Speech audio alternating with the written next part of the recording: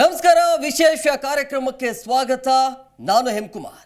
ಸಾರ್ವತ್ರಿಕ ಚುನಾವಣೆಗೆ ಅಥವಾ ಲೋಕಸಭಾ ಚುನಾವಣೆ ಅಂತ ನಾವು ಕರಿತೀವಲ್ಲ, ಈ ಲೋಕಸಭಾ ಚುನಾವಣೆಗೆ ಈಗಾಗಲೇ ಎಲ್ಲ ರೀತಿಯಾದ ತಯಾರಿ ಅಂತೂ ಜೋರಾಗಿ ನಡೀತಾ ಇದೆ.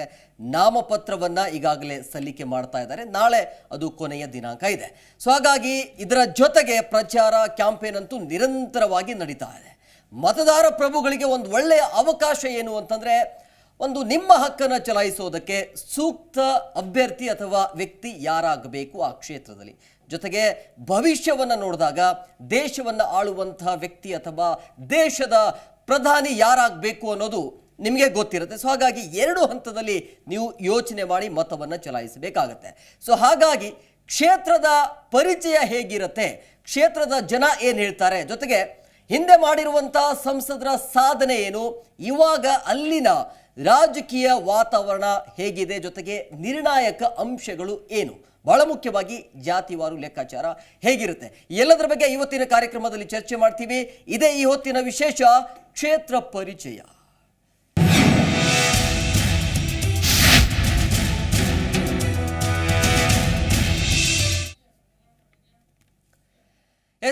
ಇವತ್ತಿನ ಕ್ಷೇತ್ರ ಪರಿಚಯದಲ್ಲಿ ರಾಯಚೂರು ಮತ್ತು ಯಾದಗಿರಿ ಕ್ಷೇತ್ರವನ್ನು ನಿಮಗೆ ಪರಿಚಯ ಮಾಡಿಸ್ತೀವಿ. ಅಂದರೆ ಈ ಹಿಂದೆಯಿಂದ ಯಾವ ರೀತಿಯಾಗಿತ್ತು, ಜೊತೆಗೆ ಇಲ್ಲಿಯ ತನಕ ಲೋಕಸಭಾ ಕ್ಷೇತ್ರಗಳು ಹೇಗಿದ್ದಾವೆ, ಯಾರೆಲ್ಲ ಸಾಧನೆ ಮಾಡಿದ್ದಾರೆ, ಆಡಳಿತ ಹೇಗಿತ್ತು, ಯಾರ ಪರವಾಗಿ ಅಲ್ಲಿನ ಮತದಾರರು ಇದ್ದಾರೆ, ಎಲ್ಲವನ್ನು ಕೂಡ ನಾವು ಇವತ್ತಿನ ಕಾರ್ಯಕ್ರಮದಲ್ಲಿ ನಿಮಗೆ ಮಾಹಿತಿಯನ್ನು ಕೊಡ್ತೀವಿ. ಬಹಳ ಮುಖ್ಯವಾಗಿ ರಾಯಚೂರು ಅಂತ ಬಂದಾಗ ನಿಮ್ಗೆಲ್ರಿಗೂ ಕೂಡ ಗೊತ್ತಿರುವಂಥ ವಿಚಾರ, ಬಿಸಿಲು ಜಿಲ್ಲೆ, ಅದು ಸಾಕಷ್ಟು ಬಿಸಿಲಿದೆ. ಈಗಂತೂ ಅಲ್ಲಿ ಹೋಗ್ಲಿಕ್ಕೆ ಆಗೋದಿಲ್ಲ, ಆ ರೀತಿಯ ಸಮಸ್ಯೆ ಇದೆ ರಾಯಚೂರಿನಲ್ಲಿ. ಸೊ ಕರ್ನಾಟಕ ಪ್ರಮುಖ ಜಿಲ್ಲೆ ಇದು, ಕಲ್ಯಾಣ ಕರ್ನಾಟಕದ ಪ್ರಮುಖ ಜಿಲ್ಲೆ, ಬಿಸಿಲು ನಗರಿ, ಜೊತೆಗೆ ಎಡೆದೊರೆ ನಾಡು, ಹತ್ತಿ ಖನಿಜ ಅಂತೆಲ್ಲ ಕರಿತೀವಿ ನಾವು ರಾಯಚೂರನ್ನ. ಸೊ ಬಹಳಷ್ಟು ಜನ ಅಲ್ಲಿ ಗೂಳೆ ಹೋಗೋದು ಜಾಸ್ತಿ. ಸೊ ಬಿಸಿಲ ಜಿಲ್ಲೆಯಲ್ಲಿ ಮತ್ತೆ ಈಗ ಲೋಕಸಭಾ ಚುನಾವಣೆ ರಂಗೇರ್ತಾ ಇದೆ. ಭತ್ತ ಬೆಳೆಯುವ ಜಿಲ್ಲೆಯಲ್ಲಿ ಚಿನ್ನದ ಉತ್ಪಾದನೆ ಕೂಡ ಅಲ್ಲಿ ಹೆಚ್ಚಿದೆ. ಸೊ ಅರ್ಧ ರಾಜ್ಯಕ್ಕೆ ವಿದ್ಯುತ್ ನೀಡುವಂತಹ ಜಿಲ್ಲೆ ಹಿಂದುಳಿದಿದೆ. ಯಾಕೆ, ಎಲ್ಲದರ ಬಗ್ಗೆ ಚರ್ಚೆ ಮಾಡೋಣ. ಸೊ ಪ್ರತಿ ಚುನಾವಣೆಯೂ ಕೂಡ ರಾಜವಂಶಸ್ಥರ ನಡುವೆಯೂ ಜಿದ್ದಿ ಇರುತ್ತೆ. ಸೊ ನಿಮ್ಮ ಕ್ಷೇತ್ರವನ್ನು ಕಾಡುವಂತಹ, ಜೊತೆಗೆ ಬಗೆಹರಿಯದೇ ಇರುವಂತಹ ಸಮಸ್ಯೆ ಯಾವುದಾದ್ರೂ ಇದೆಯಾ, ಹಾಗಾದ್ರೆ ಆ ಸಮಸ್ಯೆ ಏನು, ಯಾಕೆ ಆ ಸಮಸ್ಯೆ ಹಾಗೆ ಇದೆ, ಎಲ್ಲದರ ಬಗ್ಗೆಯೂ ಕೂಡ ನಾವು ಚರ್ಚೆ ಮಾಡ್ತೀವಿ. ಇನ್ನು ಅಭ್ಯರ್ಥಿ ಗೆಲುವಿಗೆ ಜಾತಿವಾರು ಶಕ್ತಿ ಹೇಗೆ ಪ್ರಭಾವ ಬೀರುತ್ತೆ, ಸೊ ಇದನ್ನು ಕೂಡ ನಾವು ಚರ್ಚೆ ಮಾಡ್ತೀವಿ. ಜೊತೆಗೆ ನಿರ್ಣಾಯಕ ಸಾಮಾಜಿಕ ಅಂಶ, ಜೊತೆಗೆ ಭೌಗೋಳಿಕವಾಗಿ ಹೇಗಿರುತ್ತೆ. ಸೊ ಬಹಳ ಮುಖ್ಯವಾಗಿ ಅಲ್ಲಿರುವಂತಹ ಜನರ ಪ್ರಶ್ನೆ ಏನು ಅಂತಂದ್ರೆ, ಪ್ರಧಾನಿಯವರು ದೂರ ಆಗಿದ್ದಾರೆ, ಸಿಎಂ ಅಂತೂ ಸಿಗೋದೇ ಇಲ್ಲ, MLAಗಳು ನಮ್ಮ ಮಾತನ್ನ ಕೇಳೋದೇ ಇಲ್ಲ ಅನ್ನುವಂಥ ಈ ರೀತಿಯ ಮಾತುಗಳು, ಪ್ರಶ್ನೆಗಳು ಕೇಳಿ ಬರ್ತಾ ಇವೆ. ಅಲ್ಲಿನ ಜನ ಹೇಳ್ತಾ ಇರುವಂಥದ್ದು. ಸೊ ಸಂಸದರಾಗಿ ಕಷ್ಟಕ್ಕೆ ಯಾಕೆ ಸ್ಪಂದಿಸ್ತಾ ಇಲ್ಲ, ಇಲ್ಲಿಂದ ಆರಿಸಿ ಕರೆತರ್ತಾರೆ ಅಥವಾ ಆರಿಸಿ ಗೆಲ್ಲಿಸ್ತಾರೆ, ಆದರೆ ದೆಹಲಿಗೆ ಹೋಗಿ ಕೂತ್ಕೋತಾರೆ, ಹಾಗಾದರೆ ನಾವು ಏನು ಮಾಡಬೇಕು ಅನ್ನುವಂಥ ಜನರ ಪ್ರಶ್ನೆ, ಗೊಂದಲ ಇದು. ಇವತ್ತಿನ ಕ್ಷೇತ್ರದ ಪರಿಚಯ ಮಾಡೋದಕ್ಕೆ ನನ್ನ ಜೊತೆಗೆ ಅತಿಥಿಯವರು ಕೂಡ ಜಾಯ್ನ್ ಆಗಿದ್ದಾರೆ. ನಾನು ಅವ್ರನ್ನ ಕಾರ್ಯಕ್ರಮಕ್ಕೆ ವೆಲ್ಕಮ್ ಮಾಡ್ತೀನಿ. ಮೊದಲನೇದಾಗಿ ವಿಶ್ಲೇಷಕರಾದ ಶಶಿಕಾಂತ್ ಹೆಡ್ಡೇಳಿಯವರೇ, ಕಾರ್ಯಕ್ರಮಕ್ಕೆ ಆತ್ಮೀಯ ಸ್ವಾಗತ. ಸರ್, ನಾನು ಮಾತಾಡ್ತೀನಿ ಅದಕ್ಕಿಂತ ಮೊದಲು ಕ್ವಿಕ್ ಆಗಿ ಕ್ಷೇತ್ರದ ಪರಿಚಯ ಅಥವಾ 2023ರ ಚುನಾವಣೆಯಲ್ಲಿ ಗೆದ್ದಿರುವಂಥ ಅಭ್ಯರ್ಥಿಗಳು ಯಾರೆಲ್ಲ ಇದ್ದಾರೆ, ಆ ಸಂದರ್ಭದಲ್ಲಿ ಎಷ್ಟೆಲ್ಲ ಮತಗಳು ಅವರಿಗೆ ಬಂದಿದೆ, ಇದೆಲ್ಲವನ್ನ ನಾವು ಕ್ವಿಕ್ ಆಗಿ ನೋಡ್ತಾ ಹೋಗೋಣ. ಯಾಕಂದ್ರೆ ಅದು ಬಹಳ ಇಂಪಾರ್ಟೆಂಟ್ ಆಗುತ್ತೆ. ನೋಡಿ, ಸಂಸತ್ ಕ್ಷೇತ್ರ ಯಾವ ರೀತಿಯಾಗಿ ಇದೆ ಅನ್ನೋದನ್ನ ನಾವು ಕ್ವಿಕ್ ಆಗಿ ನೋಡ್ತಾ ಹೋಗೋಣ. ನೋಡಿ, ರಾಯಚೂರು ನಗರ ಅಲ್ಲಿ ಬಿಜೆಪಿ ಗೆದ್ದಿದೆ. ಡಾಕ್ಟರ್ ಶಿವರಾಜ್ ಪಾಟೀಲ್ ಅಂತೇಳಿ 3732 ಮತಗಳ ಅಂತರದಿಂದ ಗೆಲುವನ್ನ ಸಾಧಿಸಿದ್ದಾರೆ. ಇನ್ನು ರಾಯಚೂರು ಗ್ರಾಮೀಣ ಅಂತ ಬಂದಾಗ ಅಲ್ಲಿ ಕಾಂಗ್ರೆಸ್ ಬಸನಗೌಡ ದದ್ದಲ್ 13,857 ಮತಗಳ ಅಂತರದಿಂದ ಗೆಲುವನ್ನ ಸಾಧಿಸಿದ್ದಾರೆ ರಾಯಚೂರು ಗ್ರಾಮೀಣದಲ್ಲಿ. ಇನ್ನು ದೇವದುರ್ಗದಲ್ಲಿ ಸೊ JDS ಕರೆಮ್ಮ ಜಿ ನಾಯಕ್ ಅಂತೇಳಿ 34,256 ಮತಗಳ ಗೆಲುವನ್ನು ಸಾಧಿಸಿದ್ದಾರೆ. ದೇವದುರ್ಗದಿಂದ JDS ಅಲ್ಲಿ ಗೆದ್ದಿರುವಂಥದ್ದು. 2023ರ ವಿಧಾನಸಭಾ ಚುನಾವಣೆಯ ಲೆಕ್ಕವನ್ನು ನಿಮ್ಮ ಮುಂದೆ ನಾವು ಇಡ್ತಾ ಇದ್ದೇವೆ. ಇನ್ನು ಲಿಂಗಸುಗೂರು ಅಲ್ಲಿ ಬಿಜೆಪಿ ಗೆದ್ದಿದೆ. ಮಾನಪ್ಪ ವಜ್ಜಲ್ ಅಂತೇಳಿ 2,809 ಮತಗಳ ಅಂತರದಿಂದ ಗೆಲುವನ್ನು ಸಾಧಿಸಿದ್ದಾರೆ. ಇನ್ನು ಇದಾದ ನಂತರ ಲಿಂಗಸುಗೂರು ಆದ ನಂತರ ಮಾನ್ವಿಯಲ್ಲಿ ಕಾಂಗ್ರೆಸ್ ಗೆದ್ದಿರುವಂಥದ್ದು ಹಂಪಯ್ಯ ನಾಯಕ್ ಅಂತೇಳಿ 7,719 ಮತಗಳ ಅಂತರದಿಂದ ಇವರು ಗೆಲುವನ್ನು ಸಾಧಿಸಿದ್ದಾರೆ. ಇನ್ನು ಶಹಾಪುರ ಕಾಂಗ್ರೆಸ್ ಅಲ್ಲಿ ಶರಣಬಸಪ್ಪ ಗೌಡ ದರ್ಶನಾಪುರ್ 26,027 ಮತಗಳ ಅಂತರದಿಂದ ಗೆಲುವನ್ನು ಸಾಧಿಸಿದ್ದಾರೆ ಶಹಪುರದಲ್ಲಿ. ಇನ್ನು ಸುರಪುರ, ಇನ್ನು ಕಾಂಗ್ರೆಸ್ ಅಲ್ಲಿ ರಾಜ ವೆಂಕಟಪ್ಪ ನಾಯಕ್ ಗೆಲುವನ್ನು ಸಾಧಿಸಿದ್ದಾರೆ 25,223 ಮತಗಳ ಅಂತರದಿಂದ. ಇನ್ನು ಯಾದಗಿರಿಯಲ್ಲಿ ಕಾಂಗ್ರೆಸ್, ಇನ್ನು ಚೆನ್ನರೆಡ್ಡಿ ಪಾಟೀಲ್ 3,673 ಮತಗಳ ಅಂತರದಿಂದ ಗೆಲುವನ್ನು ಸಾಧಿಸಿದ್ದಾರೆ. ಬಹಳ ಮುಖ್ಯವಾಗಿ ಸುರಪುರ ಅಂತ ಬಂದಾಗ ಕಾಂಗ್ರೆಸ್ ಅಲ್ಲಿ ರಾಜ ವೆಂಕಟಪ್ಪ ನಾಯಕ್ 25,223 ಮತಗಳ ಅಂತರವನ್ನು. ಇನ್ನು ಇದಾದ ನಂತರ ಯಾದಗಿರಿ ಅಲ್ಲಿ ಕಾಂಗ್ರೆಸ್ ಗೆದ್ದಿದೆ ಚೆನ್ನರೆಡ್ಡಿ ಪಾಟೀಲ್ ಅಂತೇಳಿ 3,673 ಮತಗಳ ಅಂತರದಿಂದ ಇವರು ಗೆಲುವನ್ನ ದಾಖಲಿಸಿದ್ದಾರೆ.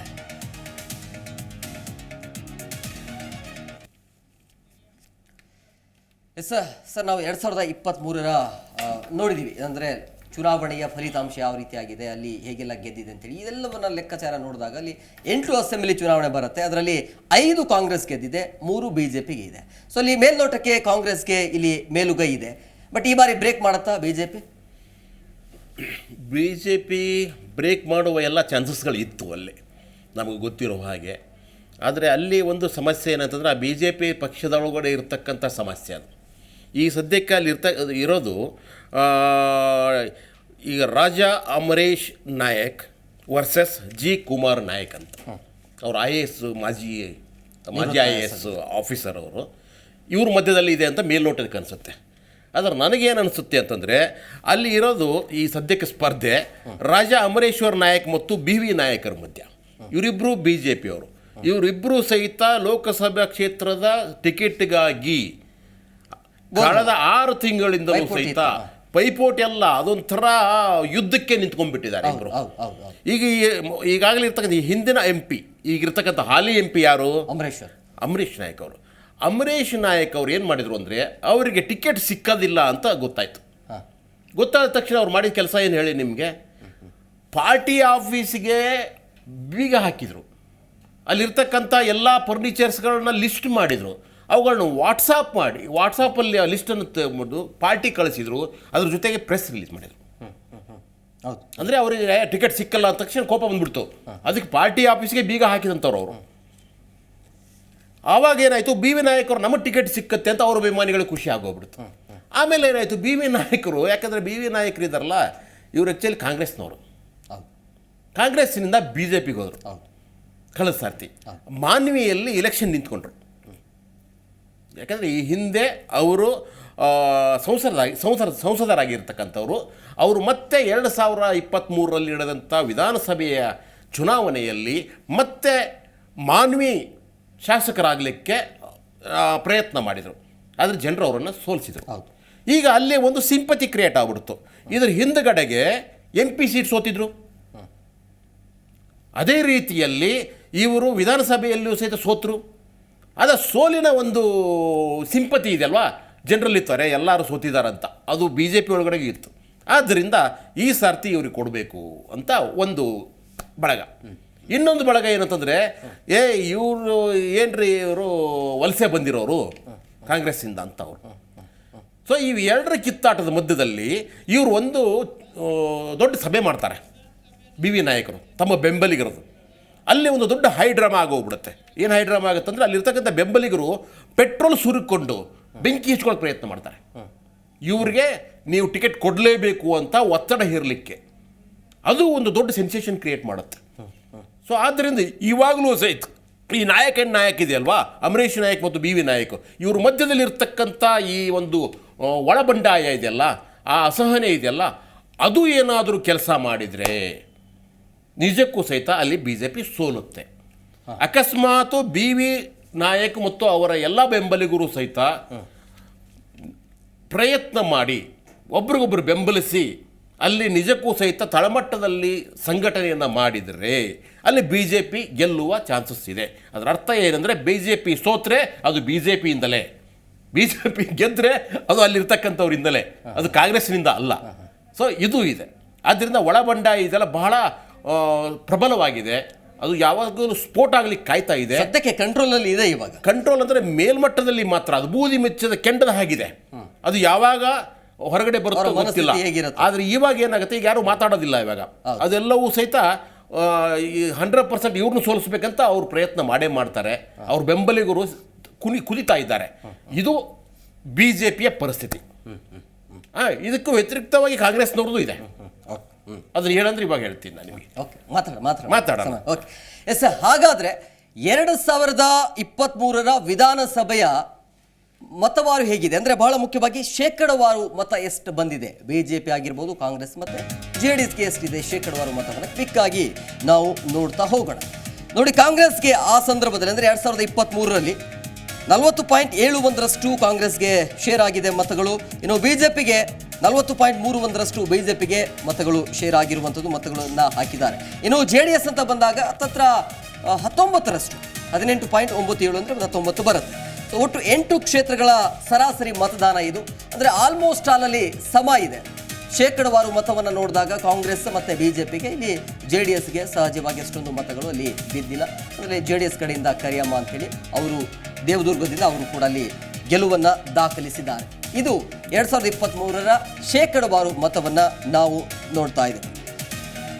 ಇನ್ನು ಇದರ ಜೊತೆಗೆ ಬಹಳ ಮುಖ್ಯವಾಗಿರುವಂಥ ಅಂಶಗಳು ಏನು ಅಂತಂದರೆ ನಿರ್ಣಾಯಕ ಸಾಮಾಜಿಕ ಅಂಶಗಳು ಏನು ಅಂದರೆ ಮತದಾರರಿಗೆ ಕನೆಕ್ಟ್ ಆಗಿರುವಂಥ ವಿಷಯಗಳು ಯಾವುವು ಅಂಥೇಳಿ. ಅಂದರೆ ಮೈನಸ್ಸು ಇದ್ದಾವೆ, ಪ್ಲಸ್ಸು ಕೂಡ ಇದ್ದಾವೆ. ಅಂದರೆ ಯಾವೆಲ್ಲ ಕೆಲಸಗಳು ಅಲ್ಲಿ ಆಗಬೇಕಾಗಿತ್ತು, ಯಾಕೆ ಆಗಿಲ್ಲ ಅನ್ನೋದ್ರ ಬಗ್ಗೆ. ಸೊ ಹಾಗಾಗಿ ಎಲ್ಲ ಅಂಶಗಳು ನಿರ್ಣಾಯಕ ಪಾತ್ರವನ್ನು ವಹಿಸುತ್ತವೆ. ನೋಡಿ, ಬಹಳ ಮುಖ್ಯವಾಗಿ ಮತದಾರನಿಗೆ ಕನೆಕ್ಟ್ ಆಗಿರುವಂಥ ವಿಷಯಗಳನ್ನು ನಾವು ಕ್ವಿಕ್ ಆಗಿ ನೋಡ್ತಾ ಹೋಗೋಣ. ನೋಡಿ, ಆ ಜಿಲ್ಲೆಗೆ ಏಮ್ಸ್ ಇಲ್ಲಿಯವರೆಗೆ ಕೊಡದೇ ಇರೋದು ಇದು ಒಂದು ಕೂಡ ಹಿನ್ನಡೆ. ಇದು ಪ್ರತಿ ಬೇಸಿಗೆಯಲ್ಲಿ 50% ಗ್ರಾಮೀಣದಲ್ಲಿ ಗೂಳೆ ಹೋಗ್ತಾ ಇದ್ದಾರೆ ಜನ. ಇವಾಗಲೂ ಕೂಡ ಇದೆ, ಅದು ಹಾಗೆ ಮುಂದುವರಿತಾ ಇದೆ. ಅಂದರೆ ಬಹಳಷ್ಟು ಹಿಂದುಳಿದಿರುವಂಥ ಜನ ಅಲ್ಲಿದ್ದಾರೆ. ಇನ್ನು ಇದಾದ ನಂತರ ಮೂರನೇದು ನಿರುದ್ಯೋಗ ಸಮಸ್ಯೆ ಹೆಚ್ಚಾಗಿದ್ದು ಕೂಲಿ ಕೆಲಸ ಮಾಡ್ತಾ ಇದ್ದಾರೆ ಜನ. ಅಲ್ಲಿ ನಿರುದ್ಯೋಗ ಸಮಸ್ಯೆ ಇದೆ, ಕೂಲಿ ಕೆಲಸ ಮಾಡ್ತಿದ್ದಾರೆ, ಬೇರೆ ಬೇರೆ ಭಾಗದಲ್ಲಿ ದುಡಿಯಕ್ಕೆ ಹೋಗ್ತಾ ಇದ್ದಾರೆ. ಜಿಲ್ಲೆಯ ಕೆಳಭಾಗದ ರೈತರಿಗೆ ನೀರಾವರಿ ಸೌಲಭ್ಯ ಕಲ್ಪಿಸದೇ ಇರೋದು ಇದು ಕೂಡ ಹಿನ್ನಡೆ ಆಗಿದೆ. ಬಹಳ ಮುಖ್ಯವಾಗಿ 5ನೇದು ಗ್ರಾಮೀಣ ಭಾಗದಲ್ಲಿ ತೀವ್ರತರ ಶುದ್ಧ ಕುಡಿಯುವ ನೀರಿನ ಸಮಸ್ಯೆ ಇದೆ. ಆಲ್ಮೋಸ್ಟ್ ಅಲ್ಲಿರುವಂಥ ಎಲ್ಲ ಹಳ್ಳಿಗಳಿಗೆ ಶುದ್ಧ ಕುಡಿಯುವ ನೀರಿನ ಸಮಸ್ಯೆ ಅಂತೂ ಎದ್ದು ಕಾಣ್ತಾ ಇದೆ, ಇಲ್ವೇ ಇಲ್ಲ. ಆಲ್ಮೋಸ್ಟ್ ಅಲ್ಲಿ ನೋಡಿ, ಈ ರೀತಿಯಾಗಿ ಅಲ್ಲಿ ಸಮಸ್ಯೆ ಇದೆ. ಬಹಳ ಮುಖ್ಯವಾಗಿ ಕೃಷ್ಣ ಮೇಲ್ದಂಡೆ, ನಾರಾಯಣಪುರ ಜಲಾಶಯ ಅಲ್ಲಿ ಎತ್ತರವನ್ನು ಹೆಚ್ಚಿಸಿರೋದು ಇದು ಕೂಡ ಆತಂಕಕ್ಕೆ ಕಾರಣ ಆಗಿದೆ. ಸೊ ಎಲ್ಲವೂ ಕೂಡ ಗೊಂದಲ ಇದೆ. ಸೊ ಇದನ್ನ ಇದುವರೆಗೂ ಕೂಡ ಯಾಕೆ ಬಗೆಹರಿಸಿಲ್ಲ, ಸಂಸದರು ಆಗಿರ್ಬೋದು ಅಥವಾ ಕ್ಷೇತ್ರದ ಶಾಸಕರು ಕೂಡ ಆಗಿರ್ಬೋದು, ಇದೆಲ್ಲವೂ ಕೂಡ ಈಗ ಸಮಸ್ಯೆ ಇದೆ. ಸೊ ಇದೆಲ್ಲವನ್ನ ನೋಡ್ತಾ ಇದ್ರೆ ಜನ ಇದನ್ನೆಲ್ಲವನ್ನ ನೋಡಿ ಯಾವ ರೀತಿಯಾಗಿ ನಿರ್ಧಾರವನ್ನು ತೆಗೆದುಕೊಳ್ಳಬಹುದು ಅನ್ನುವಂಥ ಪ್ರಶ್ನೆಗಳು ಸಹಜವಾಗಿ ಹುಟ್ಕೊಳ್ಳುತ್ತೆ. ಯಾಕಂದ್ರೆ ಜನರ ಮನಸ್ಸಲ್ಲಿ ಏನಿದೆ, ಇದೆಲ್ಲ ಕೆಲಸ ಆಗದೇ ಇದ್ರೂ ಕೂಡ ನಮಗೆ ದೇಶದ ಪ್ರಧಾನಿ ಬೇಕು ಅಂತೇಳಿ ದೇಶದ ಪ್ರಧಾನಿಯನ್ನ ನೋಡಿ ಆಯ್ಕೆ ಮಾಡ್ತಾರಾ ಅಥವಾ ಅಲ್ಲಿ ಕೆಲಸ ಆಗಿಲ್ಲ ಅಂತೇಳಿ ಹೇಳ್ತಾರಾ ಅಂತೇಳಿ ಎಲ್ಲವೂ ಕೂಡ ಗೊಂದಲ ಇದೆ.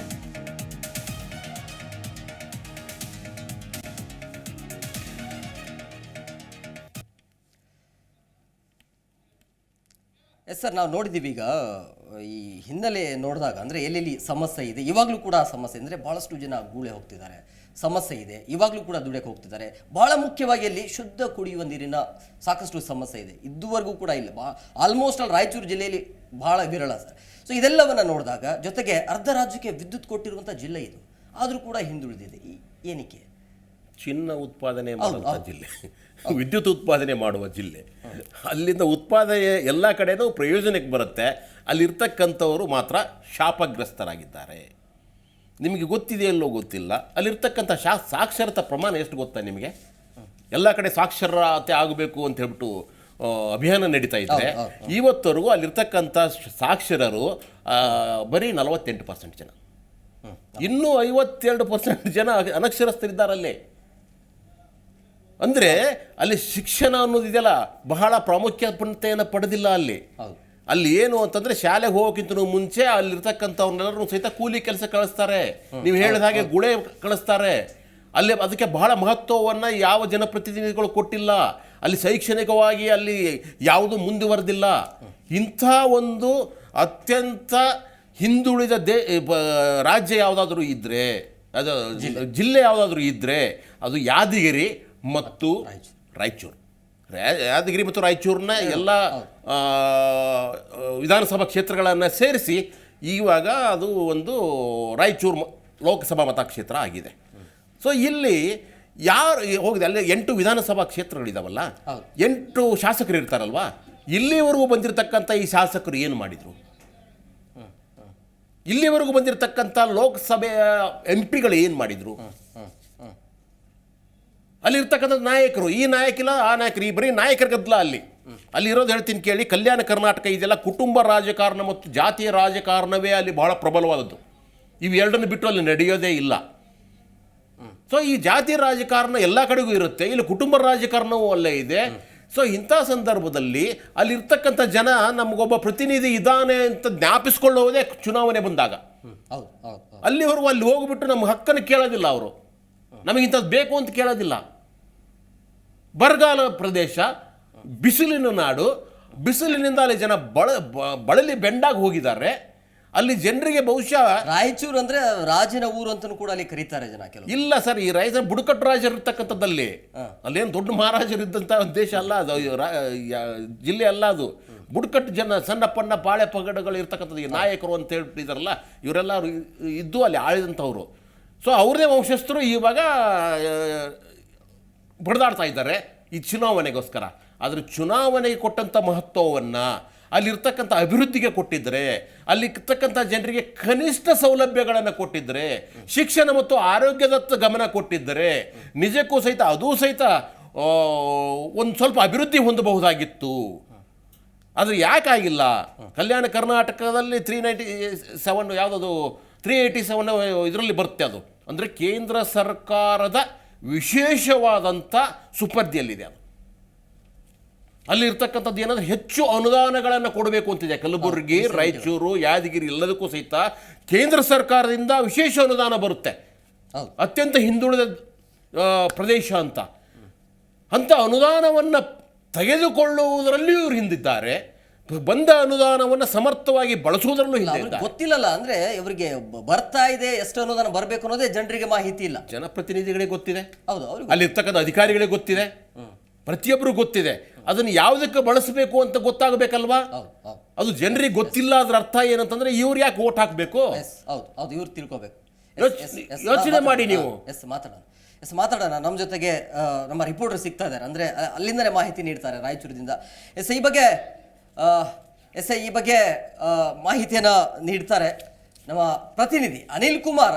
ನೇರ ಸಂಪರ್ಕದಲ್ಲಿದ್ದಾರೆ, ಅಂದ್ರೆ ರಾಯಚೂರಿನಿಂದನೇ ಮಾಹಿತಿಯನ್ನು ಕೊಡ್ತಾರೆ. ಯಾಕಂದ್ರೆ ನಾವು ಇಲ್ಲಿ ಕೂತ್ಕೊಂಡು ಮಾತನಾಡೋದಕ್ಕಿಂತ ಅಲ್ಲಿನ ಜನ ಏನು ಹೇಳ್ತಿದ್ದಾರೆ ಅನ್ನೋದನ್ನ ಪ್ರತ್ಯಕ್ಷ ವರದಿ ಅವರು ನೀಡ್ತಾ ಹೋಗ್ತಾರೆ. ಯಾಕಂದ್ರೆ ಅಲ್ಲಿ ಏನೇನು ನಡೀತಾ ಇದೆ, ಜನರ ಅಭಿಪ್ರಾಯಗಳು ಏನು ಇದೆ ಅನ್ನೋದ್ರ ಬಗ್ಗೆ. ಅನಿಲ್ ಅವರೇ ನಮಸ್ಕಾರ, ಕಾರ್ಯಕ್ರಮಕ್ಕೆ ಸ್ವಾಗತ. ನಮಸ್ಕಾರ ಎಂ ಕುಮಾರ್ ಅವರೇ. ಈಗ ನಾವು ನೋಡಿದ್ವಿ ಅಂದ್ರೆ ಯಾವ ರೀತಿಯಾಗಿ ಅಲ್ಲಿನ ಸಂಸದರ ಸಾಧನೆಗಳು ಹೇಗಿದ್ದಾವೆ, ಜೊತೆಗೆ ಅವರ ಮೈನಸ್ ಪಾಯಿಂಟ್ಗಳು ಹೇಗಿದ್ದಾವೆ ಅಂತೇಳಿ. ಇದರ ಜೊತೆಗೆ ಬಹಳ ಮುಖ್ಯವಾಗಿ ಅಲ್ಲಿ ಸಾಕಷ್ಟು ಸಮಸ್ಯೆ ಇದ್ದಾವೆ. ಶುದ್ಧ ಕುಡಿಯುವ ನೀರಿನ ವ್ಯವಸ್ಥೆ ಸರಿಯಾಗಿ ಇಲ್ಲ, ಜೊತೆಗೆ ಅಲ್ಲಿ IIT ಸ್ಥಾಪನೆ ಆಗಬೇಕಾಗಿತ್ತು, ಅದು ಕೂಡ ಮಿಸ್ ಆಯಿತು. ಎಲ್ಲ ಗೊಂದಲ ಇದೆ. ಜೊತೆಗೆ ಜನರು ಹೇಳ್ತಾ ಇರುವಂಥದ್ದು, ನಮಗೆ MLAಗಳು ಸಿಗ್ತಾ ಇಲ್ಲ, ನಮ್ಮ ಕೈಗೆ ಸಿಗ್ತಾ ಇಲ್ಲ, ನಮ್ಮ ಮಾತನ್ನೇ ಕೇಳೋದಿಲ್ಲ ಅಂಥೇಳಿ. ಸೊ ಏನು ಹೇಳ್ತಿದ್ದಾರೆ ಜನ ಅಂಥೇಳಿ, ಈ ಬಾರಿ ಹೇಗಿದೆ ಅಲ್ಲಿ?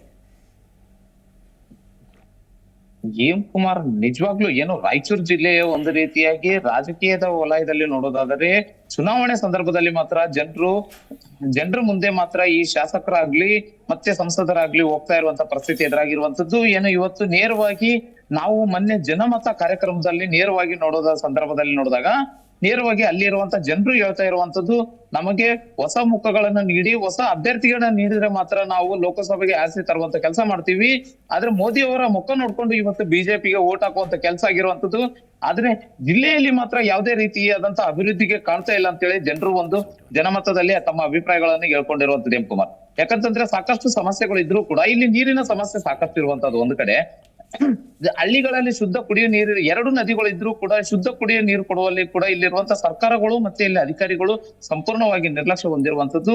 ಏನು ಇಲ್ಲಿ ರಾಜ್ಯಕ್ಕೆ 45% ವಿದ್ಯುತ್ ಕೊಟ್ಟರು ಸಹ ಇಲ್ಲಿ ಜನರಿಗೆ ಮಾತ್ರ ಸರಿಯಾದ ರೀತಿಯಾದಂತ ಕರೆಂಟಿನ ವ್ಯವಸ್ಥೆ ಇಲ್ಲ. ಪ್ರತಿ ತಿಂಗಳು ಕೂಡ ಇಲ್ಲಿ ರೈತರು ರಸ್ತೆಗಳದ್ದು ಪ್ರತಿಭಟನೆ ಮಾಡ್ತಾ ಇರುವಂತದ್ದು. ಇವತ್ತು ಬೇಸಿಗೆ ಇರುವಂತ ಸಂದರ್ಭದಲ್ಲಿ ನೀರಿನ ಸಮಸ್ಯೆಯಿಂದಾಗಿ ಸಾಕಷ್ಟು ರೈತರು ಕೂಡ ಅಲ್ಪ ಸ್ವಲ್ಪ ಬೆಳೆಯನ್ನು ಬೋರ್ವೆಲ್ ಇಂದ ಬೆಳೆಸ್ಕೊಳ್ಳುವಂತ ಪರಿಸ್ಥಿತಿ ಎದುರಾಗಿದೆ ಅಂತ. ಆದ್ರೆ ಕಳೆದ ಒಂದು ವಾರದಿಂದಷ್ಟೇ ಕೂಡ ಸಂಪೂರ್ಣವಾಗಿ ಕರೆಂಟ್ ಇಲ್ಲದ ಕಾರಣದಿಂದಾಗಿ ಕೆಲವು ಬೆಳೆಗಳು ಕೂಡ ಒಣಗಿ ರೈತರು ಸಾಕಷ್ಟು ಇದು ಲಾಸ್ ಆಗಿರುವಂತ ಘಟನೆಗಳು ಕೂಡ ನಡೆದಿದೆ ಅಂತಾನೆ ಹೇಳ್ಬೋದು ಎಂ ಕುಮಾರ್. ಓಕೆ ಹಾಗೆ ಸಂಪರ್ಕದಲ್ಲಿರಿ ಅನಿಲ್ ಕುಮಾರ್, ನಾನು ಮತ್ತೆ ಮಾತಾಡ್ತೀನಿ. ಸ್ನೇಹಿತರಾಗ ಮತ್ತೆ ಕಾರ್ಯಕ್ರಮ ಮುಂದುವರಿರುತ್ತೆ. ಆದರೆ ಬಹಳ ಮುಖ್ಯವಾಗಿ 2024ರ ಚುನಾವಣೆಯ ರಣಕಣ ಹೇಗಿದೆ, ಜೊತೆಗೆ ಮತದಾರರ ಸಂಖ್ಯೆ ಎಷ್ಟಿದೆ ಅಲ್ಲಿ. ಬಹಳ ಮುಖ್ಯವಾಗಿ ಈ ಬಾರಿ ಲೋಕಸಭಾ ಚುನಾವಣೆ ಬರ್ತಾ ಇರುವಂತಹ ಹಿನ್ನೆಲೆಯಲ್ಲಿ ಮತದಾರರ ಸಂಖ್ಯೆ ಎಷ್ಟಿದೆ, ಮಹಿಳೆಯರು ಎಷ್ಟಿದ್ದಾರೆ, ಪುರುಷರ ಸಂಖ್ಯೆ ಎಷ್ಟಿದೆ, ಇದೆಲ್ಲವನ್ನು ಕೂಡ ನಾವು ಕ್ವಿಕ್ ಆಗಿ ನೋಡ್ತಾ ಹೋಗೋಣ. ಅದರ ಜೊತೆಗೆ ಈಗ ಚುನಾವಣೆಯಲ್ಲಿ ಯಾವ ರೀತಿಯಾಗಿ ನಡೀತಾ ಇದೆ, ಕ್ಯಾಂಪೇನ್ ಆಗಿರ್ಬೋದು, ಹೇಗೆಲ್ಲ ಅಲ್ಲಿ ತಯಾರಿ ನಡೀತಾ ಇದೆ, ಅದೆಲ್ಲವನ್ನು ಕೂಡ ನಾವು ಕ್ವಿಕ್ ಆಗಿ ನೋಡ್ತಾ ಹೋಗೋಣ. ಬಹಳ ಮುಖ್ಯವಾಗಿ ಮತದಾರರ ಸಂಖ್ಯೆ ಅಂತ ನೋಡಿದಾಗ ಇಲ್ಲಿ ಒಟ್ಟು ಮತದಾರರ ಸಂಖ್ಯೆ 19,52,545. ಇನ್ನು ಪುರುಷ ಮತದಾರರು 9,70,479. ಇನ್ನು ಮಹಿಳಾ ಮತದಾರರು 9,82,066 ಮಹಿಳಾ ಮತದಾರರಿದ್ದಾರೆ. ಸೊ ಒಟ್ಟು ಅಂತ ನೋಡಿದಾಗ ಹತ್ತತ್ರ 19,52,545. ಸೊ ಇದು ಒಟ್ಟು ಮತದಾರರ ಸಂಖ್ಯೆ. ಸೊ ಬಹಳ ಮುಖ್ಯವಾಗಿ ಇಷ್ಟೆಲ್ಲ ಇದೆ. ಅಂದರೆ ಇಲ್ಲಿ ಪುರುಷರ ಮತದಾರರ ಸಂಖ್ಯೆ ಕೂಡ ಇಲ್ಲಿ ಜಾಸ್ತಿ ಇದೆ, ಕಡಿಮೆ ಇದೆ. ಇಲ್ಲಿ ಮಹಿಳೆಯರ ಮತದಾರರು ಇಲ್ಲಿ ಜಾಸ್ತಿ ಇದ್ದಾರೆ ನೋಡಿದಾಗ.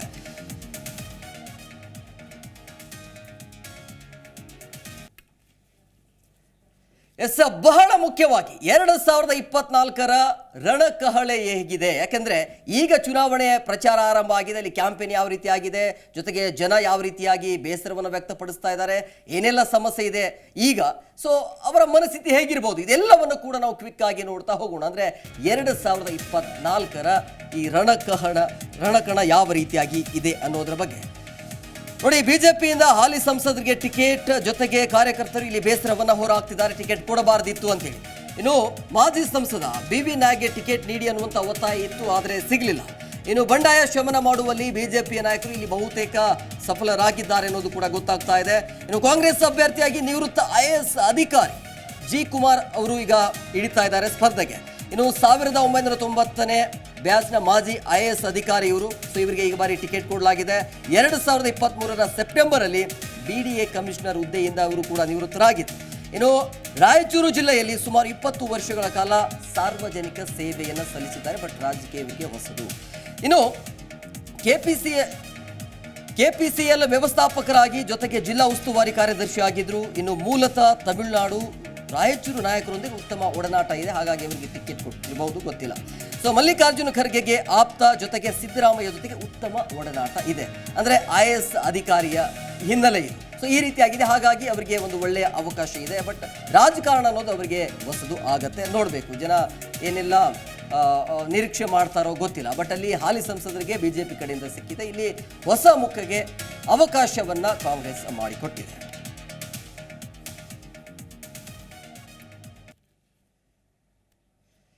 ಬಹಳ ಮುಖ್ಯವಾಗಿ ಸರ್, ಈಗ ಅಲ್ಲಿ IAS ಅಧಿಕಾರಿಗೆ ಕೊಡಲಾಗಿದೆ ಕಾಂಗ್ರೆಸ್ ಕಡೆಯಿಂದ, ಬಟ್ ಇವರಿಗೆ ರಾಜಕಾರಣ ಹೊಸದು, ಇದು ಹೇಗೆಲ್ಲ ಚಾಲೆಂಜ್ ಇರಬಹುದು ಇವರಿಗೆ ಅಂತೇಳಿ. ಅವ್ರಿಗೆ ಕೊಟ್ಟಿದ್ದು ಈ ಸರ್ತಿ ಉತ್ತಮ ಆಯ್ಕೆ ಅಂತ ನಾನು ಅನ್ಕೊಳ್ತಾ ಇದ್ದೀನಿ. ಈ ಪ್ರೊಫೆಷನಲ್ ರಾಜಕಾರಣಗಳಿಗಿಂತಲೂ ಸಹಿತ ಇವರೊಬ್ಬರು ಅನುಭವಸ್ಥ ಅಧಿಕಾರಿಯಾಗಿರೋದ್ರಿಂದ. ಆಮೇಲೆ ಇಲ್ಲಿದೇನಂತಂದರೆ ಇದು ಅತ್ಯಂತ ಹಿಂದುಳಿದ ಪ್ರದೇಶ, ಅದಕ್ಕೆ ಹೈದರಾಬಾದ್ ಕರ್ನಾಟಕ ಅಂತಿತ್ತು ಮೊದಲ ಹೆಸರು. ಇವಾಗ ಅದನ್ನು ಕಲ್ಯಾಣ ಕರ್ನಾಟಕ ಅಂತ ಬದಲಾಯಿಸಿದ್ದಾರೆ. ಈ ಹೈದರಾಬಾದ್ ಕರ್ನಾಟಕದಲ್ಲಿ 6 ಜಿಲ್ಲೆಗಳು ಬರ್ತವೆ. ಈ 6 ಜಿಲ್ಲೆಗಳು ಸಹಿತ ಹಿಂದುಳಿದ ಜಿಲ್ಲೆಗಳು ಅಂತ ಹೇಳಿ ಅದಕ್ಕೆ ಒಂದು ವಿಶೇಷವಾದಂಥ ಪ್ರಾದೇಶಿಕವಾದಂಥ ಮಹತ್ವವನ್ನು ಕೇಂದ್ರ ಸರ್ಕಾರ ಕೊಟ್ಟಿದೆ. ಅದಕ್ಕೆ ಒಂದು ಕಲಂ ಇದೆ 371J. ಆ 371J ಅನ್ನೋ ಕಲಮಲ್ಲಿ ಏನು ಹೇಳುತ್ತೆ ಅಂತಂದರೆ, ಕೇಂದ್ರ ಸರ್ಕಾರದ ಸುಪರ್ದಿಯಲ್ಲಿ ಈ 6 ಜಿಲ್ಲೆಗಳನ್ನು, ಹಿಂದುಳಿದ ಪ್ರದೇಶಗಳನ್ನು ಅಭಿವೃದ್ಧಿ ಮಾಡಬೇಕು ಅಂತ ವಿಶೇಷವಾದ ಅನುದಾನ ಕೇಂದ್ರ ಸರ್ಕಾರದಿಂದ ಬರುತ್ತೆ. ಅಲ್ಲಿರ್ತಕ್ಕಂಥ 6 ಜಿಲ್ಲೆಯಲ್ಲಿ ಇರ್ತಕ್ಕಂಥವ್ರಿಗೆ 70% ಉದ್ಯೋಗ ಮತ್ತು ಶಿಕ್ಷಣದಲ್ಲಿ ಅವರಿಗೆ ಮೊದಲ ಆದ್ಯತೆ ಕೊಡಬೇಕು ಅಂತ ರೂಲ್ ಇದೆ. ಈಗ ಬೇರೆ ಕಡೆ ಇರ್ತಕ್ಕಂಥ MP ಗಳಿಗೆ ಇಲ್ಲದೇ ಇರ್ತಕ್ಕಂಥ ಹೆಚ್ಚು ಅವಕಾಶ ಇಲ್ಲಿರ್ತಕ್ಕಂಥ MP ಗಳಿರುತ್ತೆ. ಈಗ ರಾಯಚೂರಲ್ಲಿ MP ಏನಾಗಿದ್ದಾರೆ ಇವರು ಕೇಂದ್ರ ಸರ್ಕಾರದಿಂದ 371J ಅಡಿಯಲ್ಲಿ ಬರ್ತಕ್ಕಂಥ ಎಲ್ಲ ಸೌಲಭ್ಯಗಳನ್ನ ಬಳಸ್ಕೊಳ್ಬೇಕಾಗತ್ತೆ. ಈ ಸೌಲಭ್ಯಗಳ ಅರಿವು ರಾಜಕಾರಣಿಗಳಿಗೆ ಕಡಿಮೆ ಇರುತ್ತೆ, ಅಧಿಕಾರಿಗಳೇ ಜಾಸ್ತಿ ಇರುತ್ತೆ. ಸೊ ಆದ್ದರಿಂದ ಒಬ್ಬ ನಿವೃತ್ತ IAS ಅಧಿಕಾರಿಯನ್ನು ಅಲ್ಲಿ ಏನಾದರೂ ಆರಿಸಿ ತಂದಿದ್ದೇ ಆದರೆ ಈ 371J ಅಡಿಯಲ್ಲಿ ಬರ್ತಕ್ಕಂಥ ಎಲ್ಲ ಸೌಲಭ್ಯಗಳನ್ನು ಬಳಸಿಕೊಂಡಿದ್ದೇ ಆದರೆ ಕನಿಷ್ಠ ಅಭಿವೃದ್ಧಿನಾದರೂ ಅಲ್ಲಿ ಆಗಲಿಕ್ಕೆ ಸಾಧ್ಯತೆಗಳು ಇದ್ದಾವೆ ಅನ್ನುವ ಆಸೆ ಅಲ್ಲಿರ್ತಕ್ಕಂಥ ಜನರಿಗಿದೆ. ಹೌದು ಹೌದು. ಯಾಕಂದರೆ ಇವ್ರು ನೋಡಿದಾರಲ್ಲ, ಈಗ ಮೊನ್ನೆ ಇತ್ತೀಚೆಗೆ ಏನಾಯಿತು ಅಂತಂದರೆ ಈ ರಾಜ ಈಗ ಹಳೆ MP ಏನಿದಾರಲ್ಲ ವೆಂಕಟ ನಾಯಕನವರು, ಅವರು ಗೋ ಬ್ಯಾಕ್ ಅಂತ ಹೇಳ್ಬಿಟ್ಟು ಇವರು BV ನಾಯಕ್ ಅವರು ಚಳವಳಿ ಮಾಡಿದರು, ಅವರ ಅಭಿಮಾನಿಗಳು. ಅವರು ಗೋ ಬ್ಯಾಕ್ ಚಳವಳಿ ಮಾಡಿದರೆ ಈ BV ನಾಯಕರು ಏನು ಮಾಡಿದರು ಅಂತಂದರೆ ಇವ್ರ ಕಡೆ ಅವರು MP ಗಳು ಕಳೆದಿದ್ದಾರೆ ಹುಡುಕಿ ಕೊಡಿ ಅಂತ ಬೋರ್ಡ್ ಹಾಕಿದರು. ಅರ್ಥ ಆಯ್ತಾ? ಅಂದರೆ ಇವರೆಲ್ಲ ಸಹಿತ ರಾಜಕಾರಣಿಗಳಾಗಿ ರಾಜಕಾರಣವನ್ನು ಮಾತ್ರ ಮಾಡುತ್ತಿದ್ದಾರೆ. ಅಂಥ ಸಂದರ್ಭದಲ್ಲಿ ಒಬ್ಬ ಸಮರ್ಥ ಅಧಿಕಾರಿ ಏನಾದರೂ MP ಆದರೆ, ಜನರ ಪ್ರತಿನಿಧಿ ಆದರೆ, ಕೇಂದ್ರ ಸರ್ಕಾರದಲ್ಲಿ ಅವರು ಹೋಗಿ ಅಲ್ಲಿರ್ತಕ್ಕಂಥ ಏನು ರಾಜಕಾರಣ ಮಾಡೋದು ಬೇಕಾಗಿಲ್ಲ, ಅಲ್ಲಿರ್ತಕ್ಕಂಥ ಫಂಡನ್ನು ಬಳಸಿ, ಅಲ್ಲಿರ್ತಕ್ಕಂಥ ಸೌಲಭ್ಯವನ್ನು ಬಳಸಿ, ಅದು ಯಾವುದಕ್ಕೆ ತಲುಪಬೇಕೋ, ಯಾರಿಗೆ ತಲುಪಬೇಕೋ ಅವರಿಗೆ ತಲುಪಿಸಿದರೆ ಸಾಕು. ಇವಾಗೂ ಸಹಿತ ಶಿಕ್ಷಣದಲ್ಲಿ ಹೇಳಿದ್ನಲ್ಲ ನಿಮಗೆ ಹಿಂದುಳಿದಿದೆ, ಅಲ್ಲಿ ಸಾಕ್ಷರತಾ ಪ್ರಮಾಣ ಅರ್ಧಕ್ಕಿಂತ ಕಡಿಮೆ ಇದೆ. ಆದರೆ ಸ್ಪೆಷಾಲಿಟಿ ಏನಿದೆ ಅಂತಂದರೆ 70% ಉದ್ಯೋಗದಲ್ಲಿ ಮೀಸಲಾತಿ ಇದೆ ಅವರಿಗೆ, 70% ಶಿಕ್ಷಣದಲ್ಲಿ ಮೀಸಲಾತಿ ಇದೆ ಅವರಿಗೆ. ಇವುಗಳನ್ನು ಯಾಕೆ ಬಳಸ್ಕೊಳ್ತಾ ಇಲ್ಲ? ಇವುಗಳನ್ನು ಬಳಸಿಕೊಂಡಿದ್ದರೆ ಈಗಾಗಲೇ ಅಲ್ಲಿ ಎಷ್ಟೊಂದು ಜನ ಶಿಕ್ಷಿತರಾಗಬಹುದಾಗಿತ್ತು, ಎಷ್ಟೊಂದು ಜನಕ್ಕೆ ಉದ್ಯೋಗ ಸಿಗಬಹುದಾಗಿತ್ತು. ಮುಖ್ಯವಾಗಿ ಮಾಹಿತಿ ಕೊರತೆ ಅಂದರೆ ಅವುಗಳನ್ನು ತರುವುದೇ ಗೊತ್ತಿಲ್ಲ ಇವರಿಗೆ. ವೆಂಕಟಪ್ಪ ನಾಯಕರಾಗಿರ್ಬೋದು, ಇನ್ಯಾರೋ ಆಗಿರ್ಬೋದು, BV ನಾಯಕ ಆಗಿರ್ಬೋದು, ಇವರೆಲ್ಲ MP ಆಗಿರ್ತಕ್ಕಂಥವ್ರು, ಇವರೆಲ್ಲರೂ ಸಹಿತ ಡಮ್ಮಿಯಾಗಿ ಹೋಗ್ಬಿಟ್ರು. 5 ವರ್ಷಗಳ ಕಾಲ ಜನ ಮರೆತೇ ಹೋಗ್ಬಿಟ್ಟಿದ್ರು ಇವರನ್ನು. ಆದರೆ ಈ ಸದ್ಯಕ್ಕೆ ಒಂದು ಆಶಾಭಾವನೆ ಏನಿದೆ, ಕಾಂಗ್ರೆಸ್ಸು ಅಂತಲ್ಲ, ಅಲ್ಲಿರ್ತಕ್ಕಂಥ ಒಬ್ಬ ಅಧಿಕಾರಿ ಇದ್ದಾರೆ, ಸಮರ್ಥವಾಗಿ ಹಲವಾರು ಇಲಾಖೆಗಳನ್ನು ನಿರ್ವಹಿಸಿದ್ದಾರೆ, ಒಂದಿಷ್ಟು ಜನಪರವಾದಂಥ ಕೆಲಸಗಳನ್ನು ಮಾಡಿದ್ದಾರೆ. ಸೊ ಇಂಥವರು ಈ 371J ಅಲ್ಲಿರ್ತಕ್ಕಂಥ ಅನುಕೂಲತೆಗಳನ್ನು ಜನರಿಗೆ ತಲುಪಿಸುವ ಒಂದು ಸಣ್ಣ ಆಶಾಕರಣ ಇರುವುದರಿಂದ ಅವರು ಆರಿಸಿ ಬರಬೇಕು ಅನ್ನುವುದು ಎಲ್ಲರ ಆಸೆ. ಆದರೆ ಅಲ್ಲಿಗೂ ಸಹಿತ ಒಳ ಸಮಸ್ಯೆಗಳಿದ್ದಾವೆ ಅವರಿಗೂ ಸಹಿತ.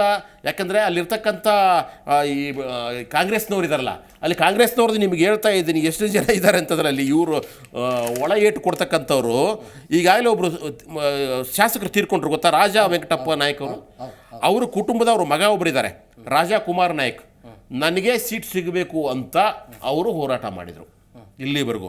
ಅಲ್ಲಿರ್ತಕ್ಕಂಥ ಒಬ್ಬರು ಶಾಸಕರಿದ್ದಾರೆ, ರಾಜ ವೆಂಕಟ ಮಗನಿಗೆ ಈಗ ಅಸೆಂಬ್ಲಿ ಚುನಾವಣೆಯಲ್ಲಿ, ಈಗ ಉಪಚುನಾವಣೆ ನಡೆಯುವಾಗ ಅವ್ರ ಮಗನಿಗೆ ನಿಲ್ತಾ ಇರೋದು. ಈಗ ಅಲ್ಲಲ್ಲ ಹೇಳೋದು. ಅದರ ಜೊತೆಗೆ ಅಲ್ಲಿರ್ತಕ್ಕಂಥ ಸುರಪುರ ಶಾಸಕರೊಬ್ಬರಿದ್ದಾರೆ, ಬಸನಗೌಡ ದದ್ಗಲ್ ಅಂತ ಅವ್ರ ಹೆಸರು. ಅವರು ತಮಗೆ ಸೀಟ್ ಸಿಗಬೇಕು ಅಂತ ಎಲ್ಲ ಪ್ರಯತ್ನನೂ ಮಾಡಿದರು ಕಾಂಗ್ರೆಸ್ನಿಂದ. ಅದರ ಜೊತೆಗೆ ರಾಯಪ್ಪ ನಾಯಕ್ ಅಂತಿದ್ದಾರೆ, ಅದಕ್ಕಿಂತ ಹೆಚ್ಚಾಗಿ ದೇವಣ್ಣ ನಾಯಕರು, ಅವರು ಇನ್ನೂ ಬಹಳ ಪ್ರಯತ್ನ ಮಾಡಿದರು. ಸೊ ಇವರೆಲ್ಲರೂ ಸೇರಿ ಈಗ ಈಗ ನಿಂತಿರ್ತಕ್ಕಂಥ ಅಭ್ಯರ್ಥಿಗೆ ಸಪೋರ್ಟ್ ಮಾಡಿದರೆ, ಸಹಕಾರ ಕೊಟ್ಟರೆ ಅಲ್ಲಿ ಕಾಂಗ್ರೆಸ್ಸು ಆಯ್ಕೆ ಆಗುತ್ತೆ. ಇಲ್ಲ ಇತಿಹಾಸ ಹೇಳುತ್ತೆ ಸರ್, ಯಾಕಂದ್ರೆ ಇತಿಹಾಸ ಈ ಹಿಂದೆ ಕೂಡ ಕಾಂಗ್ರೆಸ್ಗೆ ಅಲ್ಲಿ ಅವಕಾಶವನ್ನು ಮಾಡಿಕೊಟ್ಟಿದ್ದಾರೆ. ಇತಿಹಾಸವನ್ನು ನೋಡಿದಾಗ ಸರ್ ಅದು ಹೋಯ್ತು. ನಮ್ಗೆ ಹೇಳ್ತಾರೆ ನಿಮ್ಮ ಇತಿಹಾಸ ಹೇಳೋದು 2009ಕ್ಕಿಂತ ಮುಂಚಿಂದು ಕಾಂಗ್ರೆಸ್ಸಿನ ಭದ್ರಕೋಟೆ ಆಗಿತ್ತು. ಒಂದ್ಸತಿ ಜನತಾದಳ ಬಿಟ್ಬಿಟ್ರೆ ಎಲ್ಲ ಸಮಯದಲ್ಲೂ ಅಲ್ಲಿ ಕಾಂಗ್ರೆಸ್ಸೇ ಬಂದಿದೆ. 17 ಚುನಾವಣೆಗಳಾಗಿದ್ದಾವೆ, ಅದರಲ್ಲಿ 13 ಚುನಾವಣೆಗಳಲ್ಲೂ ಸಹಿತ ಕಾಂಗ್ರೆಸ್ಸೇ ಗೆದ್ದಿದೆ ಇಲ್ಲಿವರೆಗೂ. ಆದರೆ 2009ರಿಂದ ಸೀನಾರಿಯೋ ಸ್ವಲ್ಪ ಬದಲಾವಣೆ ಆಗಿದೆ ಅಲ್ಲಿ. ನೀವು ಇದನ್ನು ನೋಡ್ಕೊಳ್ಳಿ, ನೀವು 2014ರಲ್ಲಿ BV ನಾಯಕರು ಆಯ್ಕೆ ಆದ್ರಲ್ಲ, ಅವಾಗ ವೋಟಿಂಗ್ ಪರ್ಸೆಂಟೇಜ್ ನೋಡಿ ನೀವು ಎಷ್ಟಾಗಿದೆ ಅಂತ ಹೇಳ್ಬಿಟ್ಟು. ಬರೀ ಕಾಂಗ್ರೆಸ್ಸು 45.7% ಇದ್ದರೆ BJP 45.63, 0.07% ವ್ಯತ್ಯಾಸ ಅಷ್ಟೇ. ಅರ್ಥ ಆಯ್ತಾರೆ ನಿಮಗೆ? ಕಾಂಗ್ರೆಸ್ ಗೆಲ್ತು, ಅದು ತುಂಬ ಕಡಿಮೆ ಮಾರ್ಜಿನ್. ಎಷ್ಟು ವೋಟಿಂಗ್ ಮಾರ್ಜಿನ್ನು? 1499 ಓಟುಗಳು ಮಾತ್ರ. ಅದೇ ನೀವು 2019ಕ್ಕೆ ಬಂದರೆ, 2019ರಲ್ಲಿ ನಮ್ಮ ಮೋದಿ ಅವರ ಇದು ಬಹಳ ಜೂಮಲ್ಲಿತ್ತು, ಪ್ರಭಾವ ಅದ್ಭುತವಾಗಿತ್ತು. ಅಂಥ ಸಂದರ್ಭದಲ್ಲಿ ಈ ಅಮರೇಶ್ವರ ನಾಯಕ್ ಅವರು, ರಾಜಾ ಅಮರೇಶ್ವರ ನಾಯಕರು 1.17 ಲ್ಯಾಕ್ ಲೀಡಿಂದ ಮತ್ತೆ ಆರಿಸಿ ಬಂದರು ಅಲ್ಲಿ ಗಮನಿಸಿ.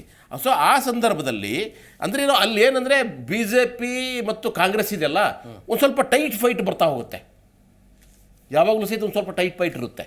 ಆಮೇಲೆ ಅಲ್ಲಿ ಇರ್ತಕ್ಕಂಥ ನಿಂತಿರೋರೆಲ್ಲರೂ ಸಹಿತ ಅವರೇ ಅಂತಂಬರೇ, ಅವರೇನು ಹೊರಗಿನವರಲ್ಲ, ಅವರವರೇ ಜಾತಿ ಜಾತಿ ಅವರೇ.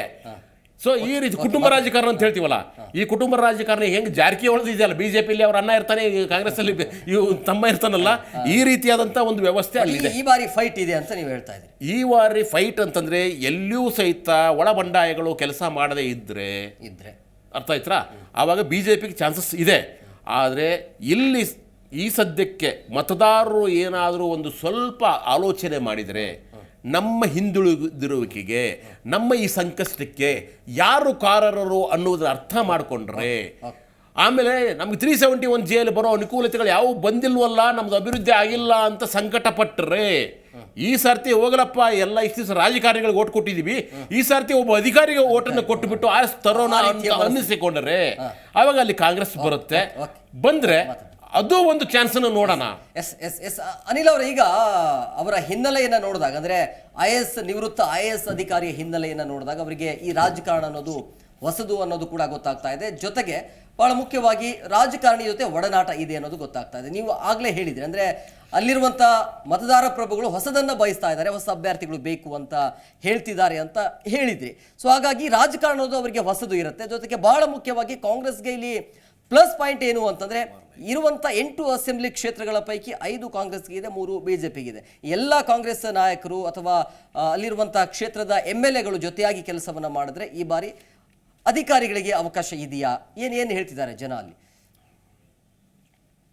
ಎಂ ಕುಮಾರ್, ಏನು ಹಾಲಿ ಸಂಸದರಾದಂತ ರಾಜಾ ಅಮರೇಶ್ ನಾಯಕ್ ಅವರ ತಮ್ಮ ಕಾರ್ಯಚಟುವಟಿಕೆಗಳು ಮತ್ತೆ ಸಂಸದೀಯ 5 ವರ್ಷದ ಕಾಲ ತಾವು ನಡೆಸಿದಂತ ಚಟುವಟಿಕೆಗಳು ಮತ್ತೆ ಇಲ್ಲಿ ಕಾರ್ಯಗಳು ನೋಡೋದಾದ್ರೆ ಸಾಕಷ್ಟು ಅಲ್ಲಿ ಇರುವಂತ ಬಿಜೆಪಿ ಕಾರ್ಯಕರ್ತರೇ ಇವತ್ತು ಒಂದ್ ರೀತಿಯಾಗಿ ಬೇಸರ ವ್ಯಕ್ತಪಡಿಸ್ತಾ ಇದ್ದಾರೆ. ಯಾಕಂತಂದ್ರೆ ಅಲ್ಲಿ ಸಂಸದರು ಏನು ಸರಿಯಾದ ರೀತಿಯಾದಂತ ಕಾರ್ಯಕರ್ತರಿಗೆ ರೆಸ್ಪಾನ್ಸ್ ಮಾಡದೇ ಇರುವುದಂತೂ ಒಂದು ಕಡೆ ಆದ್ರೆ, ಇನ್ನು ಜನರಿಗೆ ಕೈಗೆ ಸಿಗುವಂತ ಸಂಸದರು ಅಂತೇಳಿ ಕೂಡ ಸಾಕಷ್ಟು ಬಾರಿ ಹೆಸರಾಗಿರುವಂತವ್ರು.